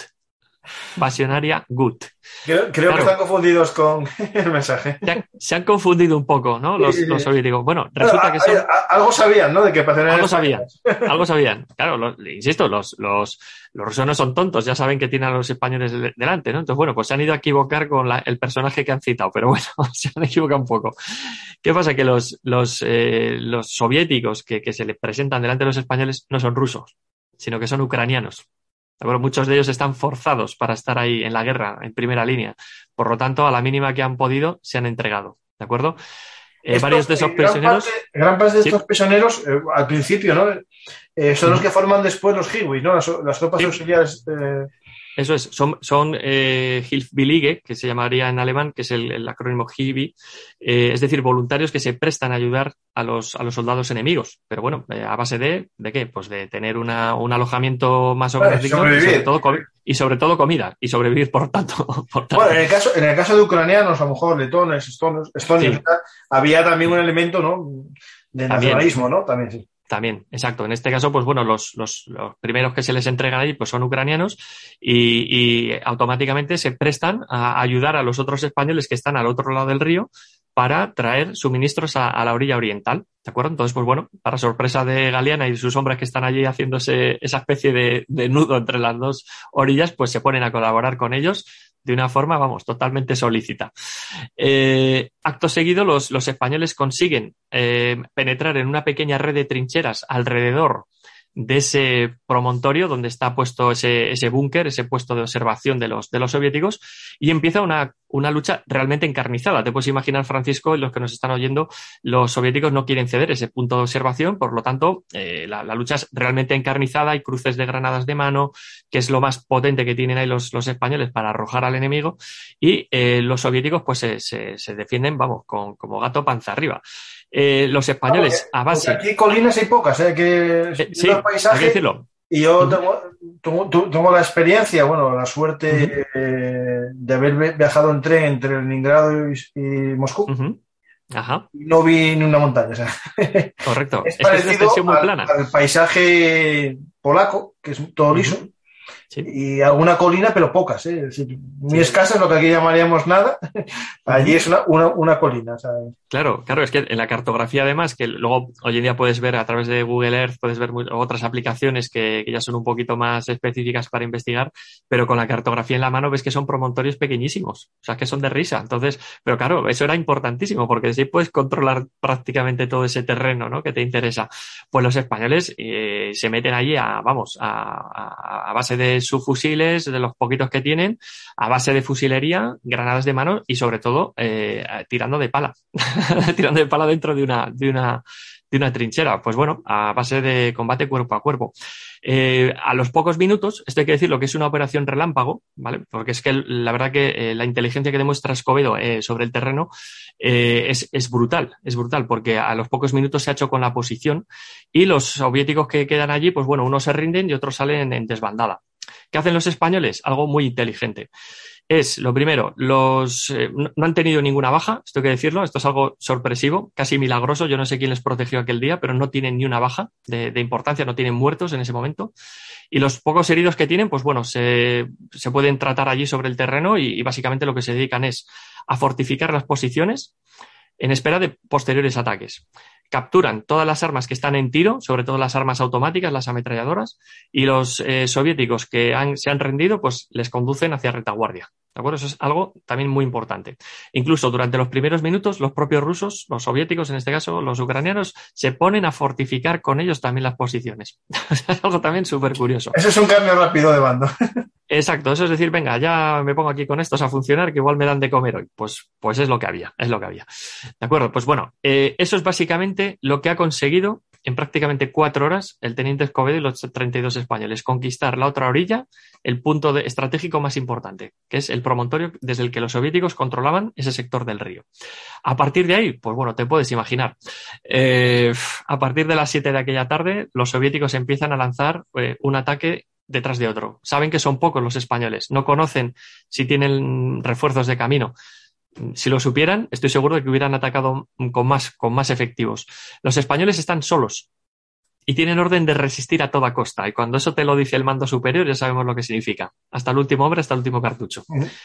¿De acuerdo? Eso es a lo que se enfrenta Escobedo y los 32 tíos que tiene por ahí. Bueno, ya no son 32, son algunos menos porque hay algunos que están en la orilla oriental recibiendo munición y todo esto. Los soviéticos empiezan a lanzar ataques de artillería. Importante esto, ¿de acuerdo? Algo que los españoles no tienen nada. A lo sumo algún mortero, pero es que no tienen absolutamente nada, ¿de acuerdo? A las 10 de la noche. Aquí estamos hablando que, bueno, aunque el ejército alemán sí que tenía artillería a nivel divisional, ¿no? Dentro de la infantería, este regimiento pudo ser que no llegase ni a estar dotado de ello. Claro, es que los españoles que están en este caso, no tienen apoyo artillero, porque es que el único punto de comunicación que tienen es un puesto de radio que está en la orilla oriental, que está allí para dar la novedad en cuanto se produzca. Claro, tiene que venir un mensajero. Entonces, no pueden dar tampoco soporte artillero porque no saben, el tío que está allí con la radio en la orilla oriental no sabe si los rusos han exterminado a sus compañeros o no. Está a la espera de novedades. O sea, es algo también que hay que meterse, ¿no?, en situación, ¿no? No se podía mandar un WhatsApp, ¿no?, de Escobedo a Román y de Román a Muñoz Grandes. Oye, y esto también, el walkie-talkie, es decir, ese... Que se populariza en esta guerra a nivel ya de pelotón, ¿no? Un sistema de radio de pelotón. No estaba todavía inventado y lo usarían los americanos, no los alemanes. Los alemanes tenían radios de campaña grandes que eran ya a nivel a lo mejor de compañía, no de secciones y eso, que es importante también. Sí, es que es importante citarlo, como dices, porque los españoles tienen un aparatito de radio pues para comunicarse con el otro lado de la orilla. Es que no había más. O sea, es la ayuda precaria que tenían. Bueno, pues a partir de las 10 de la noche, ya con oscuridad cerrada en aquella zona, los rusos empiezan a atacar con un batallón completo. ¿Vale? Un batallón completo de aquella época de los soviéticos, estamos hablando de entre 500 y 700 y pico tíos. Así a bote pronto. A las 10 de la noche lanzan un ataque, otro a las 12, a las 11 de la noche, 12 de la noche, o sea, uno detrás de cada otro, tíos y más tíos y más tíos allí intentando aplacar la posición de los españoles. Fíjate lo curioso del comportamiento de Escobedo. No pone a todos sus efectivos en línea para defender la posición, no les pone. No tienen nada de luz, está prohibido emitir luz, ¿no? O sea, ni fumar. ¿De acuerdo? El que quiera fumar, que se meta a algún búnker allí, el búnker ese que habían pillado, que se agache en la trinchera. O la posición típica, bueno, que se ven en todas las películas de Vietnam, que es con el poncho, ¿no? Correcto. Bueno, pues ahí, imagínate, iban, no tenían ni el poncho porque estaban en guerra. O sea, estaban ahí los tíos. Eso es cierto, cuando es algo que te iba a comentar yo, cuando se ve el paso, ¿no? El paso en las Zodiac, ¿no? Estas lanchas neumáticas, no llevan nada, no llevan una mochila. Nada. O sea, era ese equipo de combate, o sea, no es un equipo de defensa estática, no, estás ahí con lo mínimo, o sea, con lo mínimo. Entonces, se tienen que meter ahí pues de cualquier manera, o sea, no pueden emitir luz alguna, ¿de acuerdo? Eso implica la destrucción prácticamente de la sección en cuestión de minutos. La tensión es máxima, te puedes imaginar, hasta que se producen esos 3 ataques sucesivos. Bueno, pues Escobedo, a mí lo que me sorprende mucho es la inteligencia que demuestra una vez más. No pone a todos los tíos en línea, porque sabe que como caiga hay una descarga artillera, se los funde a todos. Por lo tanto, no pone a toda la sección. Deja un grupito más o menos nutrido en retaguardia, pero háblese en retaguardia 1 metro por detrás, metidos ahí en el búnker que han conquistado y poco más, a la espera de lo que se pueda producir, ¿de acuerdo? También, pues bueno, te prevé que la noche va a ser larga, a lo mejor hay un pequeño relevo pues, para que alguno pueda echar ahí una cabezadilla, pero lo habitual. Lo que es cierto es que los soviéticos empiezan a atacar con todo, con la artillería, con sus morteros, con sus piezas ya un poquito más potentes y sobre todo muchísima infantería. Los españoles tienen las 2 MG-34 y tienen alguna arma automática más que han podido distribuir de cualquier manera y las han dispuesto en los flancos, ¿vale? También algo muy inteligente para que todo el que intente atacar por el centro quede en medio del fuego cruzado, ¿vale? Siempre una un poquito más adelantada que otra y tal. Bueno, se producen estos ataques hasta que llega un momento que uno de ellos, de tanto insistir, pues ha logrado meterse por el centro y una de las ametralladoras de repente deja de sonar. Una putada mayúscula para los que están allí. ¿Qué ha pasado? ¿Qué ha ocurrido con esa ametralladora? Pues Escobedo engancha a 2 tíos, saca a los tíos que quedaban ahí detrás en el búnker y les dice todos para el flanco izquierdo. Van todos corriendo y se dan cuenta de que la ametralladora al parecer se había encasquillado o daba algún problema, se podía haber calentado el motivo que fuese y estaban intentando reamunicionar como podían. Te puedes imaginar los 2 soldados cuando ven allí llegar a Román jurando en hebreo y los rusos que están allí a bocajarro. Bueno, pues empieza una lucha allí prácticamente cuerpo a cuerpo porque si cae ese punto cae toda la posición. O sea, ya no podía, ya olvídate, si ha caído una ametralladora ha caído todo. Logran repeler el ataque, la ametralladora vuelve a disparar por suerte y los rusos pues emprenden la retirada. Bueno, pues algo que también me sorprende mucho es que a pesar de que los rusos están lanzando bengalas, los españoles también para ver un poquito lo que ocurre sobre el campo de batalla, hay que pensar que están a oscuras, salvo por las bengalas, están a oscuras. Los españoles lanzan un contraataque, salen de las trincheras y se ponen a perseguir a todos los rusos que pillan por delante, ucranianos y todo lo que haya, hasta que ya les dan la voz de para atrás, que ya no podemos hacer el loco, que allá hay un lindero del bosque y están, tranquilos. Y están, no nos vengamos arriba, que allá hay un lindero del bosque y seguro que hay muchos rusos. Y repliegan para atrás y se quedan allí tranquilamente hasta el amanecer, que es cuando Román ya da la orden de que puedan pasar los refuerzos. Bueno, te puedes imaginar la alegría de los 30 y pico españoles cuando ven que llegan más compañeros, llegan allí más soldados del batallón Román y empiezan a establecer la cabeza de puente. Bueno, el primer sorprendido yo creo, a ver, esto que contaba así un poquito, no he querido meter el bisturí acción por acción, hay microbatallas dentro de lo que fue toda aquella noche. Lo que sí que es cierto es que la valentía de estos soldados y el ardor con el que combatieron les salvó la vida, porque pudieron rechazar el ataque completo de un batallón ruso. Eso no todo el mundo lo puede contar. Estamos hablando que 32 tíos. 32 tíos, que no es una compañía, o sea... Es una sección. O sea, es la cuarta parte de una compañía aproximadamente. Por eso. O sea, es que dices 32 tíos con un oficial, pues, y con dos MG-34 y algún arma que eran capturado los rusos. Eso es lo que tenían. Pues sí. Yo creo que hicieron un gran papel. Hicieron un gran papel. Papelón. Exacto. Gran papel, papelón. Te guste o no te guste la División Azul, objetivamente, esto es una heroicidad, se coja por donde se coja. O sea, 32 tíos, cruzan a pecho descubierto el río, a plena luz del día, capturan una posición súper importante para el enemigo y establecen cabeza de puente. O sea, eso ya, chico, aquí en Moscú se llama heroicidad. De hecho, los rusos, cuando se enteran de todo esto, claro, empiezan a llegar españoles, empiezan a cruzar al otro lado del río y en días sucesivos van a ir conquistando la orilla oriental, bajando en dirección hacia Nóvgorod, ¿vale? Que es también otro de los objetivos que tienen. Los propios soviéticos se quedan alucinados al saber Nóvgorod, que... la orilla oriental. La orilla oriental, exacto. Porque tú piensas que Nóvgorod todavía estaba en manos rusas y bueno, pues los españoles estaban cercándolo por fuera, o sea, no se habían metido. Claro. Para que los están viendo en directo pueden ver el mapa. La mayor parte de la ciudad de Nóvgorod está en la orilla occidental, que es la alemana, pero no estaba ocupada la ciudad y hay unos arrabales, una pequeña parte en la otra. Exacto, estaba como dividida, vamos a decirlo así, eso es. Bueno, pues esto que los de Nóvgorod, que están ahí al sur, están ahí tranquilamente, pues a 60 kilómetros al norte más o menos, en Udarnik, pues se ha producido esta gesta, ¿vale? Eso sí, Escobedo, pues bueno, como muchos otros, pues son los primeros sorprendidos en que no han tenido bajas mortales, sí que han tenido algún herido, pero bueno, no ha sido algo, digamos, escabroso y bueno, pues pueden dar la novedad de que han conquistado la posición. O sea, es algo realmente interesante. A partir de ahí, pues bueno, empiezan a cruzar más españoles, ya estamos hablando de varios cientos de españoles, cruzan con ayuda, hay que decirlo también, de los propios nuevos socios que se han echado, que son esos ucranianos capturados, y empiezan a trasladar a la otra orilla heridos, tanto propios como españoles, empiezan a pasar munición, equipamiento de todo tipo a la otra orilla, y a partir de ahí pues empieza otra serie de gestas que también reconocemos ahí en el cómic publicado con Cascaborra Ediciones, por ejemplo, otras batallas un poquito más hacia el sur de esa posición que han conquistado, que son las poblaciones de Rusa, Smeisko y Signa, donde se produce también otra de las heroicidades protagonizadas por el segundo batallón, el batallón Román, ya que son capaces de repeler otro ataque masivo de los soviéticos y son capaces de retener la población que luego se verá que fue vital en el avance hacia el sur y hacia el este, de esa posición, de esa orilla oriental del río Volkhov. La verdad que bueno, hemos tratado más o menos en esta hora lo que fue aquella acción que bueno, se resume en lo que es el cruce de un río al norte de ese lago Ilmen.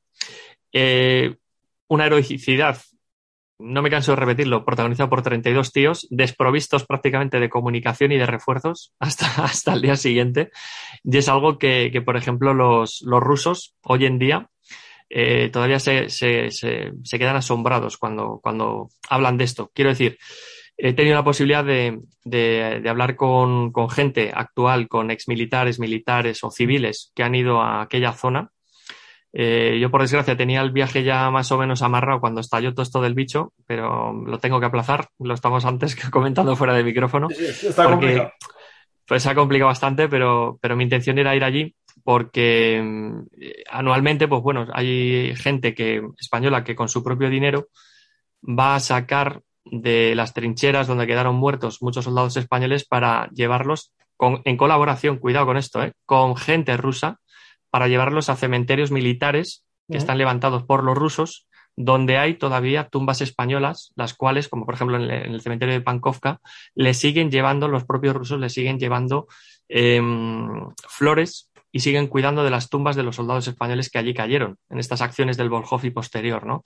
Es muy curioso cuando te enseñan a ver, ahora porque está en el móvil, ¿no? Pero cuando te enseñan en aquellas antiguas cintas VHS grabadas en estas megacámaras gordas, ¿no? Que había alguno que fue en los años 90, a principios del año 2000, de cómo señoras mayores rusas cantan, cuando ven a los españoles que van por ahí y tal, se ponen a cantar canciones de los años 40 en un español casi perfecto. Y dirás, hostia, ¿y esto cómo es posible? Pues esto, por ejemplo, en sitios ocupados por los alemanes te aseguro que no es habitual. No, no. ¿Por qué? Porque si escucharon las canciones las recuerdan con rencor. Claro. De hecho, en el libro este que hablamos antes del Festival de la Cosecha, sí. Las alemanas que recuerdan están asociadas a matanzas que las ponían de fondo para tapar Exacto. los tiros. O sea, no... los disparos, etcétera. Exacto. Los españoles, claro, estaban en otro contexto, estaban en otra situación, vamos a decirlo así mejor, con la población local. Saben que muchos rusos, gracias a la presencia de los españoles, no fueron importunados por los alemanes e incluso no fueron asesinados. Podría ser, dado el caso, pues oye, ya sabes que los alemanes a la mínima pues te pegaban 4 tiros. Lo mismo, ojo, que los soviéticos cuando ocupaban alguna zona que había sido... El problema de los que confraternizaron con los españoles puede que a la vuelta los hubiesen matado también. Claro, es que eso es algo que ha quedado por escrito por gente que estuvo allí, Cuidado, o sea, que esto se lo decían los propios soviéticos o rusos que convivían con los españoles, que ojo de ellos a ver qué iba a pasar cuando volvieran los del Ejército Rojo una vez que se marcharan los españoles. De hecho, muchas familias les pedían a los españoles cuando se replegaban cuando la ofensiva del Ejército Rojo pues iba reocupando lo que habían perdido años atrás, pues muchos soviéticos se querían volver con los españoles porque habían estado bien con ellos. ¿Sabes? Esto en mitad de una guerra, sí, es una putada, pero joder, que te ocupe una alemana, que te ocupe en español, pues sobra la duda, ¿no? Entonces, claro, han pasado mucho tiempo conviviendo con la población local y que, ya te digo, yo he visto esos vídeos, los he visto con mis ojos. Si ves a una señora... Si el que lo quiere me lo pasa en formato tal, lo pongo un día aquí. Ojalá, porque sería una intentarlo. Sería una joya, Sí, voy a intentarlo por todos los medios, ya te digo que es muy complicado porque a saber dónde están esas cintas ya, pero yo en su día pude ver alguna grabación de la típica señora con el pañuelo ya con sus 80 años. Claro, pero eso el pañuelo en Rusia todavía se lleva bastante. Sí, es costumbre. En España es cierto que hasta los 90 y algo era en las zonas rurales. Bueno, yo tengo, o sea, estoy viendo una abuelita de mi familia y lo llevaba. Pero no, en Rusia todavía cuando estuve yo hace 5 años o 6, un poco más, 6 o 7, se veía bastante. Sí, es como muy tradicional, ¿verdad? Para ellos llevarlo. Bueno, pues tú imagínate una señora de 80 y pico, 90 y pico años cantando delante de la cámara con otros españoles que han ido, yo qué sé, no sé, 70 años después o 60 años después a recuperar cuerpos de soldados y las ves cantando canciones, coplas, canciones de la época, ¿no? Pues eso es un buen indicador para pulsar lo que fue la relación entre españoles y en este caso rusos en el sector de Leningrado. Lo digo porque hay mucha gente lo hemos comentado al principio, que se ha dedicado a escupir sobre la memoria de estos soldados que, oye, independientemente por el motivo que fueron a luchar a Rusia, el gran porcentaje de estos soldados que estuvieron allí supieron confraternizar con la población y respetó a la población local. O sea, esto es un hecho. No, yo lo que leí en todos los libros, que ellos consideraban que esa población era víctima de lo que ellos iban a luchar. Ellos no iban a luchar contra una nación, no contra una raza como hacían los alemanes, sino iban a luchar contra una ideología política que consideraban mala para España y se querían vengar. Por eso el lema, ¿no? Rusia es la culpable, pero no era el ruso el culpable, sino la ideología, ¿no? Exacto. Entonces, claro, pues es muy fácil ver, por ejemplo, cuando tú ves un enfrentamiento entre tropas alemanas y soviéticas, el grado de encarnizamiento que ha habido ahí. Vamos, de hecho, en cuanto pillaban a un comisario político, pues oye, ya sabía por dónde lo pasaban. Lo mismo que al revés, cuando enganchaban a uno de las SS o lo que sea, ¿no? Pues era una lucha encarnizada. Sin embargo, en el sector español, dentro de lo que es la guerra, tú te fijas con muchos veteranos españoles que estuvieron allí. Yo ya te digo, pude hablar con varios de ellos. Te queda, joder, el sabor ese en la boca así agridulce, como diciendo, ostras, esta gente va a una guerra, pero es que terminan haciéndose amigos del enemigo. Porque hubo ocasiones en las que, por probar a ver quién les tenía más grandes, pues yo que sé, hay relatos pues de gente como el difunto sargento Salamanca, o algún soldado como Idígoras que estuvo por allí, bueno, me acuerdo un señor mayor ahí que aparecía con sus gafas y tal, y te contaba cómo eran chavales de 17, 18 años, cómo se echaban medio novias allí entre la población local, y cómo a veces en mitad de la helada padre allí que había, pues con una barquichuela a cruzarse a la orilla del enemigo, para decir, he cruzado y he vuelto vivo, ¿sabes? O sea, esas apuestas que dices, pero esta gente está loca, ¿no? Bueno, y a veces, pues bueno, era las estaban pasando tan putas, si me permites la expresión, tanto en un lado como en otro de la línea del frente, que a veces cuando hacían prisioneros a algún ruso, convivían con ellos, le tenían ahí, o sea, no les mandaban a tomar por saco, a la retaguardia que se encarguen de ellos los alemanes. Es más, hay ejemplos, y esto está por escrito, de un único soldado español que cuando había tanta falta de personal y era tan largo el frente, que cuando tenía que liderar hacia retaguardia a un grupo de soviéticos, el tío iba solo con un fusil, imagínate tú, le habían enganchado entre 4, sí, había matado a uno, pero se le habían echado encima, ¿no?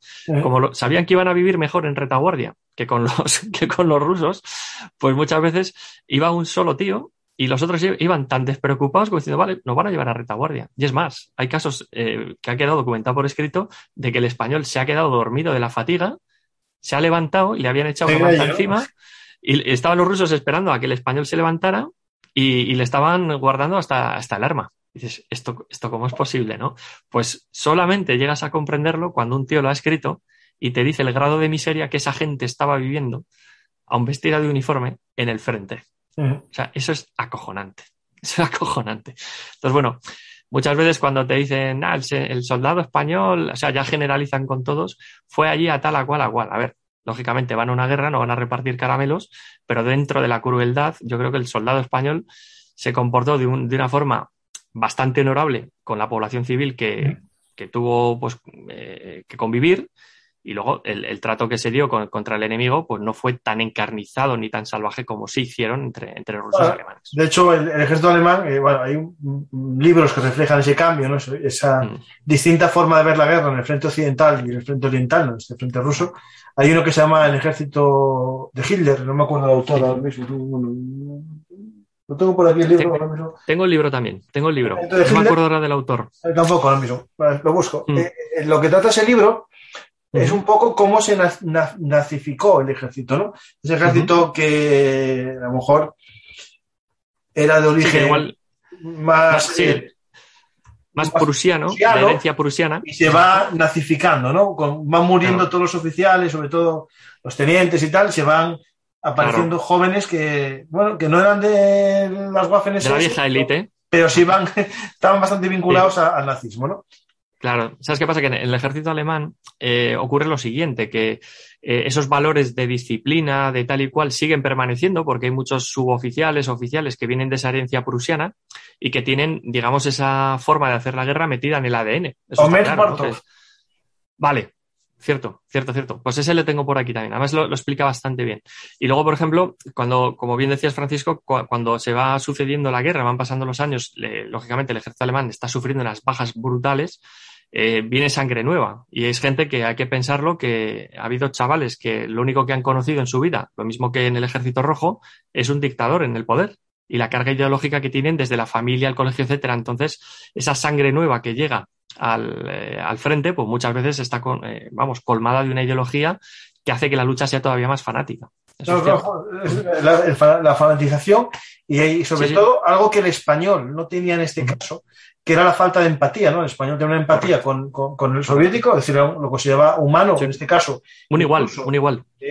Víctima del comunismo, como fue España. Es decir, lo que me acaba de escuchar esto, no lo dije. Sí, no, pero es la verdad. Pero la ideología que tenía el soldado de División Azul es que estos pobres campesinos rusos o ucranianos, el comunismo les hizo tanto daño como a nosotros, ¿no? Hubo una guerra civil aquí y ganaron los que perdieron en España, ¿no? Y esa empatía no la tenía el soldado alemán. El soldado alemán consideraba que era un Underman, un infrahombre, una población condenada o ya en el Minecraft, ¿no? a la esclavitud. Básicamente en el plan era que los eslavos fuesen mano de obra barata para el Tercer Reich.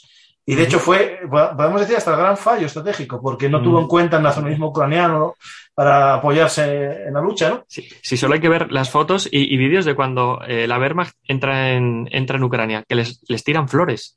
O sea, en muchos países del este, cuando entran los alemanes, les tiran flores de bienvenida. En vez de aliarse con ellos y meter una gran cantidad de soldados al ejército para seguir progresando, o de las otras micronacionalidades que había dentro de la Unión Soviética, desperdiciaron esa gran oportunidad. Sí, después lo hicieron después, pero ya yo creo que fue tarde. Ya en la prórroga, sí, ya en el 44-45, sí. Tengo un programa que es la campaña de Ucrania y Crimea, en iVoox, si alguien lo quiere escuchar, es un programa de podcast nuestro, justo de la campaña de Ucrania y Crimea en el 41. Está basado en unas novelas también de Juan Alcocer Sanz. Y contamos un poco cómo fue esa campaña, y uno de los temas que describimimos es la relación con los ucranianos, ¿no? Con esos voluntarios que cometieron el error, que es cierto, y a Hitler le resultó fatal, de declararse independiente Ucrania sin el permiso de Hitler. Y a partir de ahí se les acabó, ya Hitler cambió y ya dijo, ya no, ucranianos no sois mis amigos, no amigos míos. Lo mismo que les pasó prácticamente cuando colapsa el bloque comunista, ¿no? En los finales de los 80-90, ¿no? Que empezaron todas las repúblicas satélite, empezaron a decir, yo ya paso del centralismo, me voy a mi bola y el poder central les corta el grifo. Pues es exactamente lo mismo, bueno, o muy parecido. Sí, aquí se vinieron arriba, se declararon independientes sin permiso de Hitler. Entonces Hitler dijo, corto el grifo. Todas esas tropas que con armas ucranianas, por favor, a retaguardia, y poco a poco que vayan devolviendo las armas, ¿no? Sí, señor, que no son fiables. No, sí. Y luego te explicas por qué hay orientales en el Ostwall, en la muralla atlántica, ¿no? Sí, claro. La Atlantic Wall. Cuantos más alejados, ellos consideraban que ya que iban a luchar, que estuviesen alejados, pues acaso. Pues todas las Osttruppen te los mando al Ostwall. Todas las tropas orientales te les mando al Atlantic Wall. Al Atlantic Wall. Lo digo mal en alemán, mezclo con el inglés. Atlantic Wall. Sí, de hecho es algo a taponar. Que no nos muestra también Hollywood, ¿no? Cuando vemos las películas. Sí. Nos muestran casi arios, ¿no? Y realmente, por ejemplo, en Normandía habría mucha gente mayor. Es decir, que sí se refleja con la escena del paisano que va con la leche y tal. Pero la realidad es que la mayor parte serían estos eslavos, o incluso podemos encontrarnos por ahí a un kazajo o un uzbeco, o exacto. un coreano famoso que aparecieron varios en... El que luchó en 3 guerras y en 3 ejércitos. Fueron unos primeros artículos del blog. Sí, señor. Es que, claro, la gente se piensa que, bueno, pues en el frente ruso, no, coño, es que hubo gente que deserta del ejército rojo, como estos ucranianos que hemos puesto de ejemplo, que van ahí manos en alto, pasionaria gut, y terminan en el ejército alemán. Bueno, no es descabellado. De hecho, algunos de estos casos muy célebres los tenemos del día D, cuando las tropas aliadas desembarcan y se encuentran, por ejemplo, en el área norteamericana, que ahí hay de todo, gente de ascendencia checa, de ucranianos, de no sé cuál, porque eran tropas de ocupación. Y claro, ¿dónde van a dar menos problemas si el ejército rojo empieza a ganar y se quieren volver a pasar? ¿Dónde van a dar menos problemas? En la otra punta del mundo. Así por eso estaban allí. Ese será en nuestro Yang Kyung-yong. Lo que digas va a estar bien dicho, porque no me acuerdo nunca de cómo se llamaba el tío. Yo es que no me acuerdo nunca cómo se llamaba el tío, macho. Tiene un nombre rarísimo. Lo acabo de buscar. Lo acabo de buscar en Verun Artist. La gente que sois nuevos y estéis conectando a Verun Artist a través de YouTube o podcast, saber que esto es, digamos, la evolución de un proyecto que nació ya hace 10 años en formato blog, en verunartishistoriamilitar.blogspot.com, Y de vez en cuando pongo pantallazos a los que están viendo en directo de artículos, son todos de esa página de Bellum Artis, historiamilitar.blogspot.com. Pues yo creo que ya cruzamos el Volhov. Ya lo hemos cruzado, Estamos exitosamente. tomando ahí unas cervezas, o ya vino no, porque llevar el vino español está ahí, no os lo iba a llevar a intendencia. Pero hubo. Sí, Hubo. jamón, hay fotos Y ahí. el jamón llegó. Y el marca también, cuidado. No montaron una corrida de toros porque no había buenos toros por aquí, si no, también. Sí que sí, pero sí que hubo carteles puestos, ¿eh? Eso sí que es Sí, cierto. sí, En alguna entrada de un cartel. Hay alguna por ahí. Y un tío leyendo el marca. Leyendo el marca, sí, y la de Vendo Pepino, si hay una bomba. Bueno, ese es de la escuadrilla azul, que pone pepino y aquí ensaladas rusas. Sí, correcto. Sí. De el mecánico Juan Azpeitia Pérez, mecánico de las 3 primeras escuadrillas azules, sí, señor. Eso es ensaladilla azul. Ensaladilla azul, ya me salió la versión de la ensaladilla rusa. La ensaladilla rusa. Sí, esa, señor. mi padre, que bueno, en una carta que tenía del cuartel en los años 50, la tengo por ahí en casa perdida, es como el menú del día, bueno, yo creo que fue o el día de la fiesta nacional, o el día de alzamiento, es del 50 y algo, 52, 53, en la carta pone ensaladilla nacional. Mira. Le pregunté lo que dijo una ensaladilla rusa de toda la vida. Y lo otro era filetes imperiales. Y dije, papá, ¿eso qué es? Y bueno, un filete ruso de toda la vida. Tomar viento. El filete ruso es una hamburguesa empanada, ¿no? Que es como se llamaba filete ruso en España, pero en Franco lo llamaron filete imperial. Mira tú.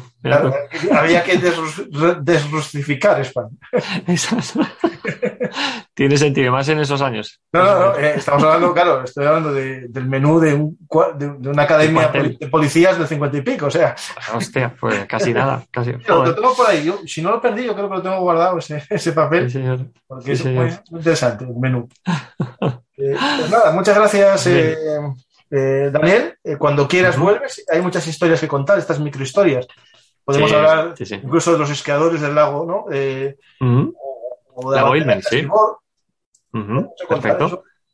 Perfecto, pues sí, podemos tranquilamente, porque mira, además justo después de esta acción, cronológicamente, ojalá las cosas vayan bien, tanto Antonio Gil, el ilustrador de esta magnífica obra, bueno, creo que sí que has puesto la portada, pero está la portada aquí y alguna imagen, sí. La muestro a cámara. Ya vamos por la segunda edición, ¿vale? De este excepcional cómic desde el apartado gráfico, porque Antonio es un maestro. Está muy bien ilustrado. Lo que yo vi en capturas de imagen y tal está muy bien ilustrado. Es una pasada. Además, Antonio es muy riguroso. Me gusta mucho trabajar con él porque yo soy muy riguroso a la hora de hacer el guión. Cualquier información que está puesta en el guión, en el texto del cómic, etcétera, está contrastadísima. De hecho, he contado de nuevo con la ayuda de algunos de los asesores que me ayudaron para el libro de la Escuadrilla Azul, como Carlos Caballero, Francisco Torres, Pepe de la Iglesia, un montón de gente que sabe 1000 veces más que yo sobre la División Azul. Pero en este caso, pues bueno, había que condensar para el formato que tiene el cómic, que es un formato, pues bueno, no son 50.000 páginas, sino que es un formato reducido. Había que condensar una de las primeras acciones la primera de las acciones de la División Azul. Ojalá con el tiempo, la editorial sí que nos ha dejado ahí una puerta abierta, pero bueno, ahora cae el peso sobre Antonio a ver cuándo tiene tiempo el hombre para dibujar, porque anda con 1000 cosas. Tú ya sabes que yo también ando ocupadísimo con otras tantas. A mí no me lo cuentes, que yo no sé lo que es. Yo no te voy a decir nada, que tú sabes de qué hablamos, ¿verdad? Que se suele decir. Y bueno, pues la idea es hacer alguna entrega más. Y uno de los próximos números que podía ser sobre la División Azul, que incluso podemos tratar aquí en otro programa, es, por ejemplo, en los meses sucesivos no, en noviembre y en diciembre del 41 se produce el ataque y la defensa posterior de la División Azul sobre Otensky Posad, que yo siempre digo, hay una frase que resume perfectamente lo que fue aquello, otra acción heroica hasta la saciedad, que los mandos, cuando enviaron allí a esos soldados que tenían que conquistar y luego defender esa posición tan expuesta de Otensky Posad, les dijeron una frase: sin relevo posible, hasta la extinción.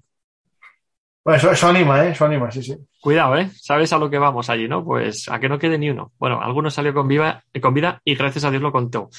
Entonces, bueno, ese podría ser, por ejemplo, una siguiente entrega de otro programa sobre la división y ojalá sea la próxima entrega sobre otro cómic sobre la División Azul en Cascaborra Ediciones. Yo, por lo menos, ya estoy documentando para hacer el guión. Pues podemos esperar a que esté el cómic y mientras Bien. tanto vienes a contarnos cualquier historia, porque habíamos quedado, si no recuerdas mal, cuando hablamos de la Batalla de Berlín, que lo recomiendo, es uno de los programas más vistos, está teniendo mucho éxito, habíamos hablado de seguir contando historias, a lo mejor Sí. pues, de esa batalla o de la defensa, o bueno, lo que tú veas, que eres un experto de Segunda Guerra Mundial, te animas y la gente va a disfrutar contigo, Daniel. Sigo aprendiendo, Francisco, sigo aprendiendo. Todos los días sabes que me encanta leer. Tu blog sabes que lo conozco perfectamente, porque lo sigo desde el principio. O sea que para mí de verdad es un orgullo participar en lo que es el universo del blog, ahora pues a través de YouTube y del podcast, por supuesto, y ver cómo va creciendo. O sea, para mí es una gran alegría porque, joder, alguien que como yo, que se preocupa por la divulgación de una forma rigurosa de la historia, pero en concreto de las dos guerras mundiales, pues, joder, es una alegría ver cómo va creciendo y cómo cada vez hay más público que te sigue y que forma parte también de este microcosmos, ¿no? Que es Bellum Artis, el blog de historia. El blog, por desgracia, lo tengo abandonado, no. Lo tengo en manos de Saúl, que publica de vez en cuando y también muevo alguna cosa, pero ya no escribo, no tengo tiempo de escribir. Y ahora me centro en estos mundos multimedia. Y que no está nada mal. Que llega más gente últimamente. Yo creo que más gente se engancha a escuchar o a ver en cualquier momento, escuchar un podcast en cualquier momento. Seguro que alguien nos está escuchando ahora mismo mientras plancha, otro mientras conduce, otro mientras está en su grúa trabajando y otro está en su tanque trabajando. En el tanque no sé si dejan tener radio, pero hay militares españoles que nos escuchan correcto. Incluso españoles que viven en China, nos escuchan desde China. Bueno, yo veo el mapa y es un mapa muy divertido de todos los lugares que nos ven. Hispanoamérica también nos ve mucha gente. Ahora mismo hay gente de Argentina, gente conectada de Chile. Y bueno, es lo que gratifica, ¿no? a este proyecto. Que poco a poco vamos creciendo y espero que cada vez más la gente valore, no digo mi trabajo, sino el trabajo de los invitados, que creo que son casi todos, el 99% muy buenos. Y el 1% que soy yo, que soy el malo, pero vamos a ir trabajando. No fastidies, coordinar todo este tinglao no es moco pavo, ¿eh? Eso ya te lo digo. Lleva tiempo, sí. No es moco pavo. Pues bueno, yo te voy a poner las cosas fáciles por mi parte. Si quieres otro día, ya nos emplazamos a la vuelta de un tiempo que repose estos temas de la Segunda Guerra Mundial, pues a la vuelta de unos meses, el año que viene, lo que sea. Daniel, por suerte, quieras o no quieras, va a ser unos meses, porque a los oyentes... les digo que tenemos ya agenda de Bellum Artis cogida hasta el mes de abril. Correcto. No falla la gente. Todos los martes y jueves hay directo hasta el mes de abril confirmado. Con gente de gran nivel. Uno, gracias a ti, que es Carlos Caballero Jurado. Carlos Caballero. Sí, ya está cogido. Y bien. Vamos a hablar... No sabes lo que me alegra de que participe contigo, ¿eh? Porque me acuerdo que hace tiempo me comentaste, oye, la posibilidad de hablar con él. Digo, sí, hombre, lo que haga falta. Y al final, pues mira, fue mandarle el mensaje y sé que al poquito habéis estado hablando. Sí, habló de tal y lo que me dio pena es decirle, no, tiene que ser en marzo. Nada, tranquilo, que él encantado, y ya te digo, puedo hablar por él ahora mismo, que sé que está encantado de estar aquí en este canal. Estoy segurísimo. Ahora, bueno, yo te voy a un oyente que el otro día iba yo por Oviedo y me saludó y dijo, perdona, ¿eres el de Bellum Artis? Y dije yo, uy, qué guay, alguien me conoce. Y saludo a Fidel, no se preocupe, porque decía, perdona si te molesté. Dije, no, es todo lo contrario, es una ilusión, no digo hacerme famoso, sino que la gente me escucha a mis invitados y aprende historia, en vez de estar viendo tonterías en la tele, aprendemos todos juntos de una forma amena, que es lo que buscamos, y entretenida. Exacto. Así que bueno, yo te voy a poner la cosa fácil.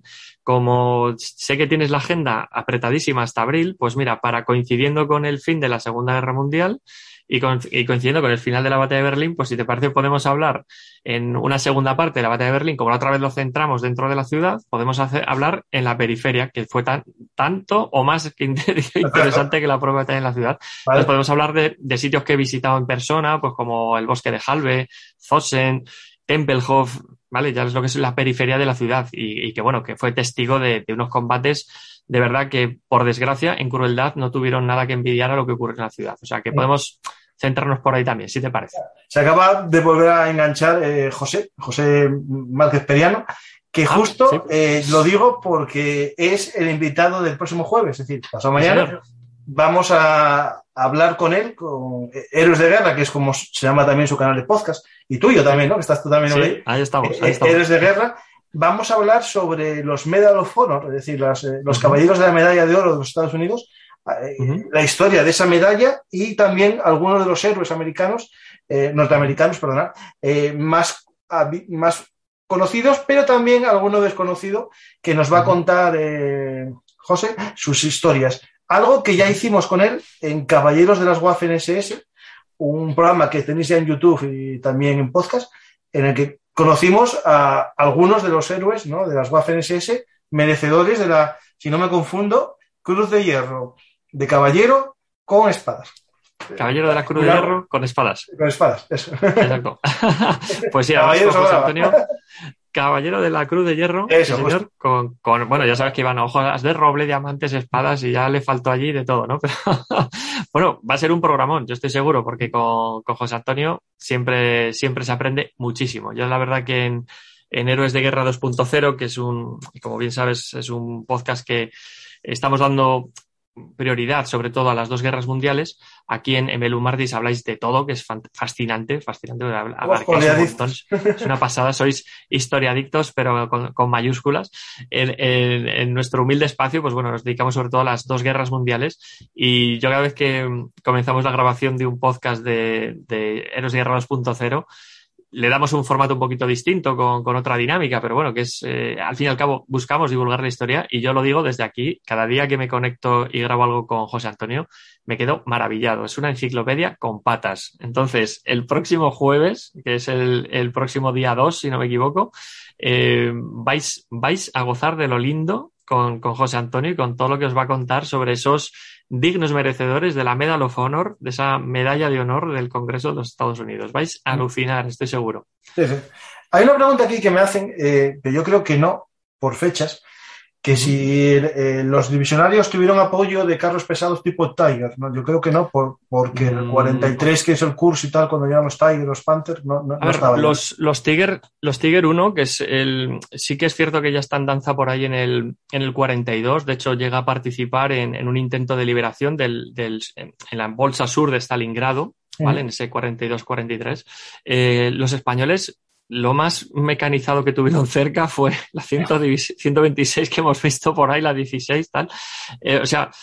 Cuatro cosas por ahí. O sea, no tuvieron una presencia potente, ¿de acuerdo? De hecho, la propia artillería que tenían los españoles en el frente del Volhof eran piezas capturadas a los franceses, o sea, eran retales que iban pillando los alemanes, no porque los españoles fueran soldados de segunda para los alemanes. No, es que había unidades alemanas con esos también, es decir. Es que no había más, o sea, es que no había recursos. Es que no había, o sea, ponte tú a cubrir una línea de frente desde el Mar del Norte hasta abajo, hasta el Mar Negro. En línea recta son casi 2.000 kilómetros. Imagínate con todas las pliegues. O sea, es que no había material para todo el mundo. Entonces, que es imposible. Y para encontrarte una división Panzer y tal, como conocemos ya en el año 43, 44, 45, bueno, o sea, imposible. O sea, que cualquiera de los que nos está escuchando ahora que coja un libro de historia que te explique un poco el orden de batalla de la Operación Barbarroja. El número de proporción de divisiones blindadas es de risa en comparación con todo lo que hay. O sea, son 3 millones de soldados los que pone Alemania en la línea del frente en junio del 41. ¿Cuántos de esos son pertenecientes a divisiones mecanizadas o acorazadas? Y en las zonas más, digamos, más directas a zonas urbanas. Es decir, no se meten por los bosques, porque cuando estuve poniendo, para los que lo vieron en YouTube, los mapas, esta zona es todo boscosa, es decir, tú no puedes avanzar una división blindada por ahí, puedes avanzar. No tiene sentido. Pero vas por carretera, o sea, no tienes capacidad Claro, además una división Panzer lo que tiene que hacer las unidades de vanguardia, y además, por ejemplo, en el programa que hablamos de la primera escuadrilla azul, que era una escuadrilla de asalto que iba protegiendo precisamente a las fuerzas de vanguardia, van por carreteras, entre comillas, otra vez digo lo de carreteras, en Rusia. O sea, van siguiendo un avance por zonas que pueda haber una circulación rápida. No tiene sentido meterles en un bosque. Y aquí los españoles están en zona pantanosa, con mucho río, con lagos, más o menos con bosque. O sea, si mira, yo ahora estoy mirando Leningrado en aquella época. una cartografía de época y es bosque, bosque, bosque, bosque y más bosque. O sea, es Claro, que el es que lo una vea zona... ahora mismo en YouTube es bosque, Y que bosque, lo vea ahora. bosque. Y es que es bosque. Sí, Y sí, los o sea, lagos eso de las... hasta son verdosos, tú imagínate. Claro, es que eso de la estepa rusa que dicen muchas veces en libros, o gente que se pone a escribir algún artículo sin haber analizado la cartografía de la época, o sea, eso de la estepa rusa, no, eso es para Ucrania. Sí, Es ahí sí Ucrania, tienes justo, sí, sí, estepa. sí, sí. Ahí tienes, vamos, kilómetros y llanos hay de campos de cereal de cultivo, pero en esta zona de Rusia, esto es bosque, bosque y más bosque. De hecho, lo que dividía, bueno, es que no me acuerdo el nombre ahora mismo, son las marismas, unas marismas que hay en la zona de Ucrania y Bielorrusia, que son las que dividen Claro. los dos frentes, ¿no? El frente de Leningrado y el otro, Mm. y era una zona que solo estaban los partisanos porque no podía entrar nadie. Claro. Y ahí claro. se ve claramente que al sur de ese territorio es la llanura, digamos, Sí. de los cereales ucranianos, y al norte son Sí. tundra, es decir, casi una tundra. Igual puede ser a ver, igual me estoy equivocando, pero bueno, hay una de esas zonas que comentabas ahora mismo, Francisco, es la zona de Pripyat. Pripyat, Tristemente, las lagunas de Pripyat, sí, es justo. vale, que es tristemente célebre por lo del tema de Chernóbil, de la Sí. central nuclear. Pero bueno, es una zona, pues bueno, bastante pantanosa y efectivamente te marcaba un punto de inflexión entre varios frentes. Exacto, exacto. Sí, sí, sí. Lo estoy viendo ahora aquí en el mapa actual, ¿eh? Pero vamos, sí son, vamos, lugares impracticables. Mete tú por ahí un carro de combate, es imposible. No tiene sentido. No tiene sentido. Ya digo, los españoles, por dar contestación un poquito ya más pormenorizada a este oyente, no contaron con un apoyo convencional como podían tener otras divisiones. No. Dicen no que tiene en alguna sentido. batalla un Panzer 3, pero un Panzer 3 que es lo más. Sí tendría sentido porque en ese momento era el caballo de batalla de la Panzerwaffe. Los carros de combate de tipo Panzer 3, algún carro Panzer 4, pero los Tiger no. O sea, no, imposible porque en ese momento no estaban esparcidos por el frente. Pues espero que a los oyentes les haya gustado este programa, esta pequeña batalla en esa gran ofensiva del frente ruso, ¿no? Miles de kilómetros, nos centramos en nada, en 500 metros de ancho y un lago de 300, ¿no? Es una micro batalla, pero que muestra un poco cómo era la guerra y cuando un soldado como diríamos en España, con un par de cojones cruza un río, ¿no? Es decir, lo que diferencia un poco al soldado español de todos los tiempos, al igual que lo que hablamos también que diferencia el soldado español, lo que es el trato con la población civil. Pues gracias, Daniel, ¿no? Por esta historia. A la gente que quiera leer el cómic lo tiene muy fácil, en Cascaborra Ediciones lo puede conseguir, pero también en el enlace que pongo siempre en la descripción de los programas y también por la pantalla, si lo están viendo en YouTube aparecerá. Pueden comprarlo y bueno, ayudará un poco a la causa, ¿no? A la causa de seguir contando historias. Pues muchas gracias, Daniel, y ya sabes, vuelve cuando quieras. Ya tenemos fecha más o menos, hablamos después, lo apuntamos para que no se te cuelen y perfecto. Vamos a volver no a Berlín, sino a las afueras, a la zona de la Prusia. No llegaremos a la Prusia oriental, nos quedamos en Prusia, ¿no? En la Prusia berlinesa. Sí. Y nada, muchas gracias, Daniel, por contarnos esta historia, que ha gustado, mucha gente conectada, la verdad que fue un éxito, y ya cuando la gente escuche en podcast, los que sean fans lo van a escuchar 6 días antes que el resto. No, este no, que este no es exclusivo. Este no es exclusivo para podcast. Lo van a escuchar como el resto, pero si quieren pueden apoyarnos para cuando haya programas solo para podcast, que lo escuchen un poco antes. Muchas gracias. Y Daniel, ya sabes, esta es tu casa y Bellum Artis. Historia Militar es el blog, en este caso el canal de YouTube y el canal de podcast para los amantes de la historia militar. Como pues siempre. Muchísimas gracias, Francisco, de verdad. Ha sido un placer, una charla como siempre entre amigos. Ya sabes que yo soy totalmente contrario a hacer entrevistas con guiones y estos rollos, que a mí lo que me gusta es la espontaneidad, porque es cierto que sí que habíamos comentado ayer, bueno, ¿y de qué hablamos? Digo, yo qué sé, cronológicamente, pues de qué, cómo fue esto, cómo tal. Al final, pues bueno, hemos comentado un poquito en grandes pinceladas algunas cosas, pero en otras sí que nos hemos metido con los divisionarios, casi en la trinchera allí escarpada, subiendo aquella loma escarpada, pero la idea es eso, pasar un rato entre amigos, hacer llegar la historia de una forma desenfadada y recordar pues una acción heroica, independientemente pues del bando que sea, pero en este caso pues hemos estado hablando de soldados divisionarios, soldados españoles, que como en otros conflictos bélicos, como por ejemplo ya en el siglo XXI, han hecho auténticas heroicidades y que por desgracia pues han caído en el olvido. Y yo desde aquí pues quiero mandar un fuerte abrazo a toda la audiencia, por supuesto a ti, Francisco, por ser el responsable de todo este proyecto tan grande que poquito a poco vas haciendo crecer aún más. Va creciendo, y que no es poco.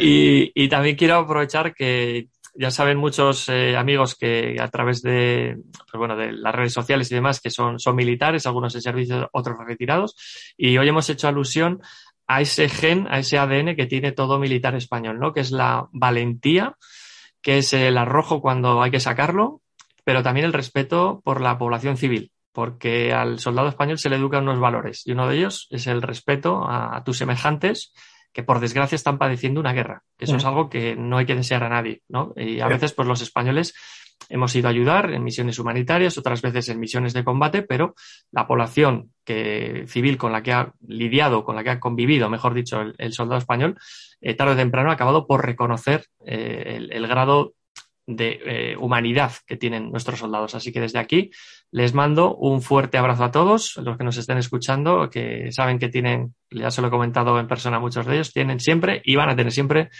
mi completa admiración por su ejemplar trabajo, tanto en España como en el extranjero.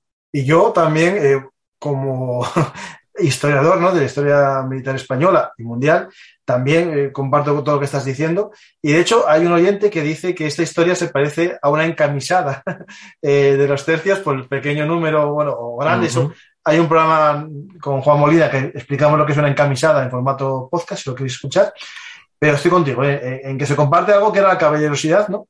Y también el humanismo, ese humanismo tan típico español de los escuela de Salamanca, ¿no?, del siglo XVI, los derechos internacionales humanos, ¿no?, los derechos humanos universales que surgen también en la escuela de Salamanca en el siglo XVI. Todo eso va diferenciando un poco España de otros pueblos europeos, y un poco es esa forma, ¿no?, esa forma de ser que incluso a día de hoy se ve. Y se ve, e incluso lo dicen tropas extranjeras, ¿no?, cuando tratan con los españoles, que son un poco distintos con la población civil. Los americanos les llama la atención el trato, ¿no?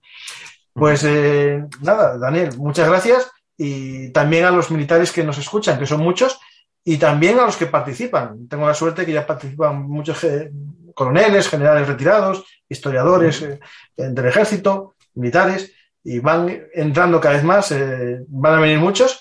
Y espero que disfrutéis con esas historias también de una persona que es historiador a la vez que militar, que le da un poco de empaque distinto al texto, ¿no?, es decir, a la historia, ¿no? No es lo mismo contarlo el que lo vivió de una manera similar al que lo cuenta solo porque lo leyó, ¿no?, como es mi caso, ¿no? Pues muchas gracias, Daniel, y estoy contigo en todo lo que decías. Y a los oyentes, pues recordaros que cuando queráis, solo tenéis que hacer lo que hacen todos los youtubers, que es os suscribís, dais a me gusta y compartís en vuestras redes sociales para que más gente descubra nuestras historias habladas.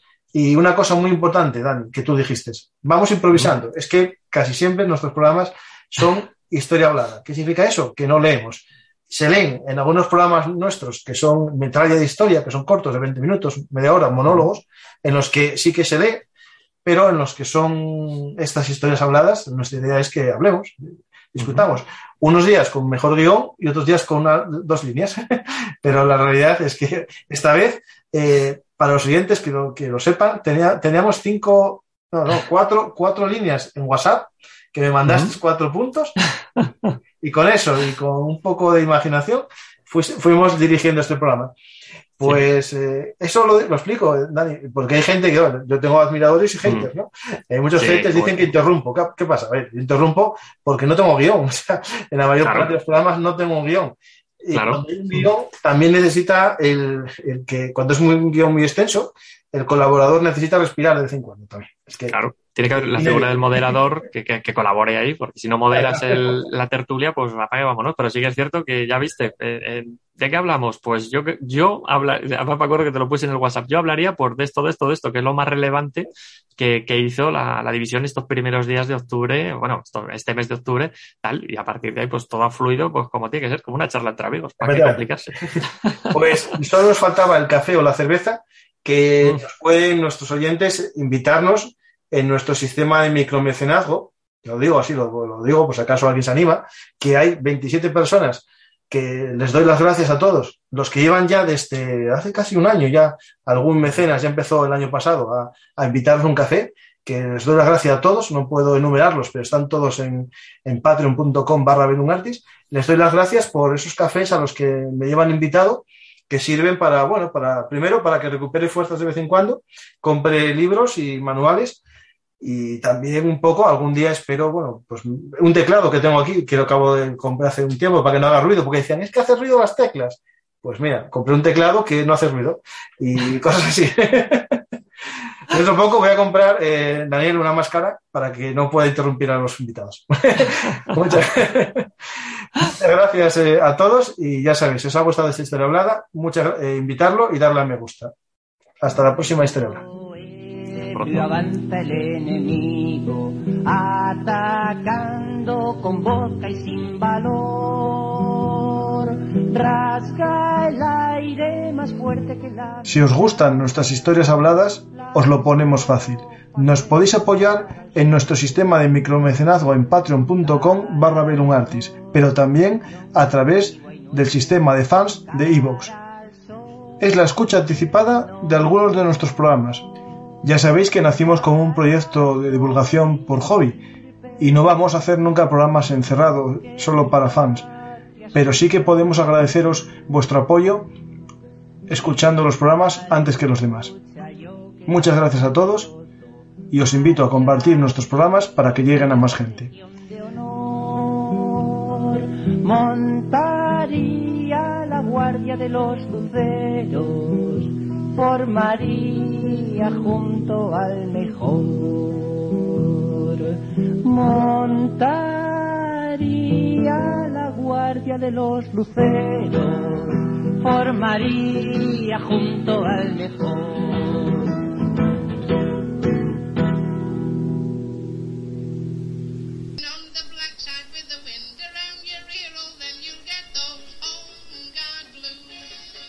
Ya sabéis, Belungartis, historia militar es historia hablada.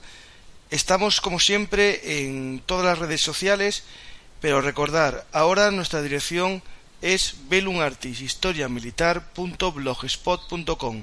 No os olvidéis, Belungartis es el blog de la historia militar. Muchas gracias.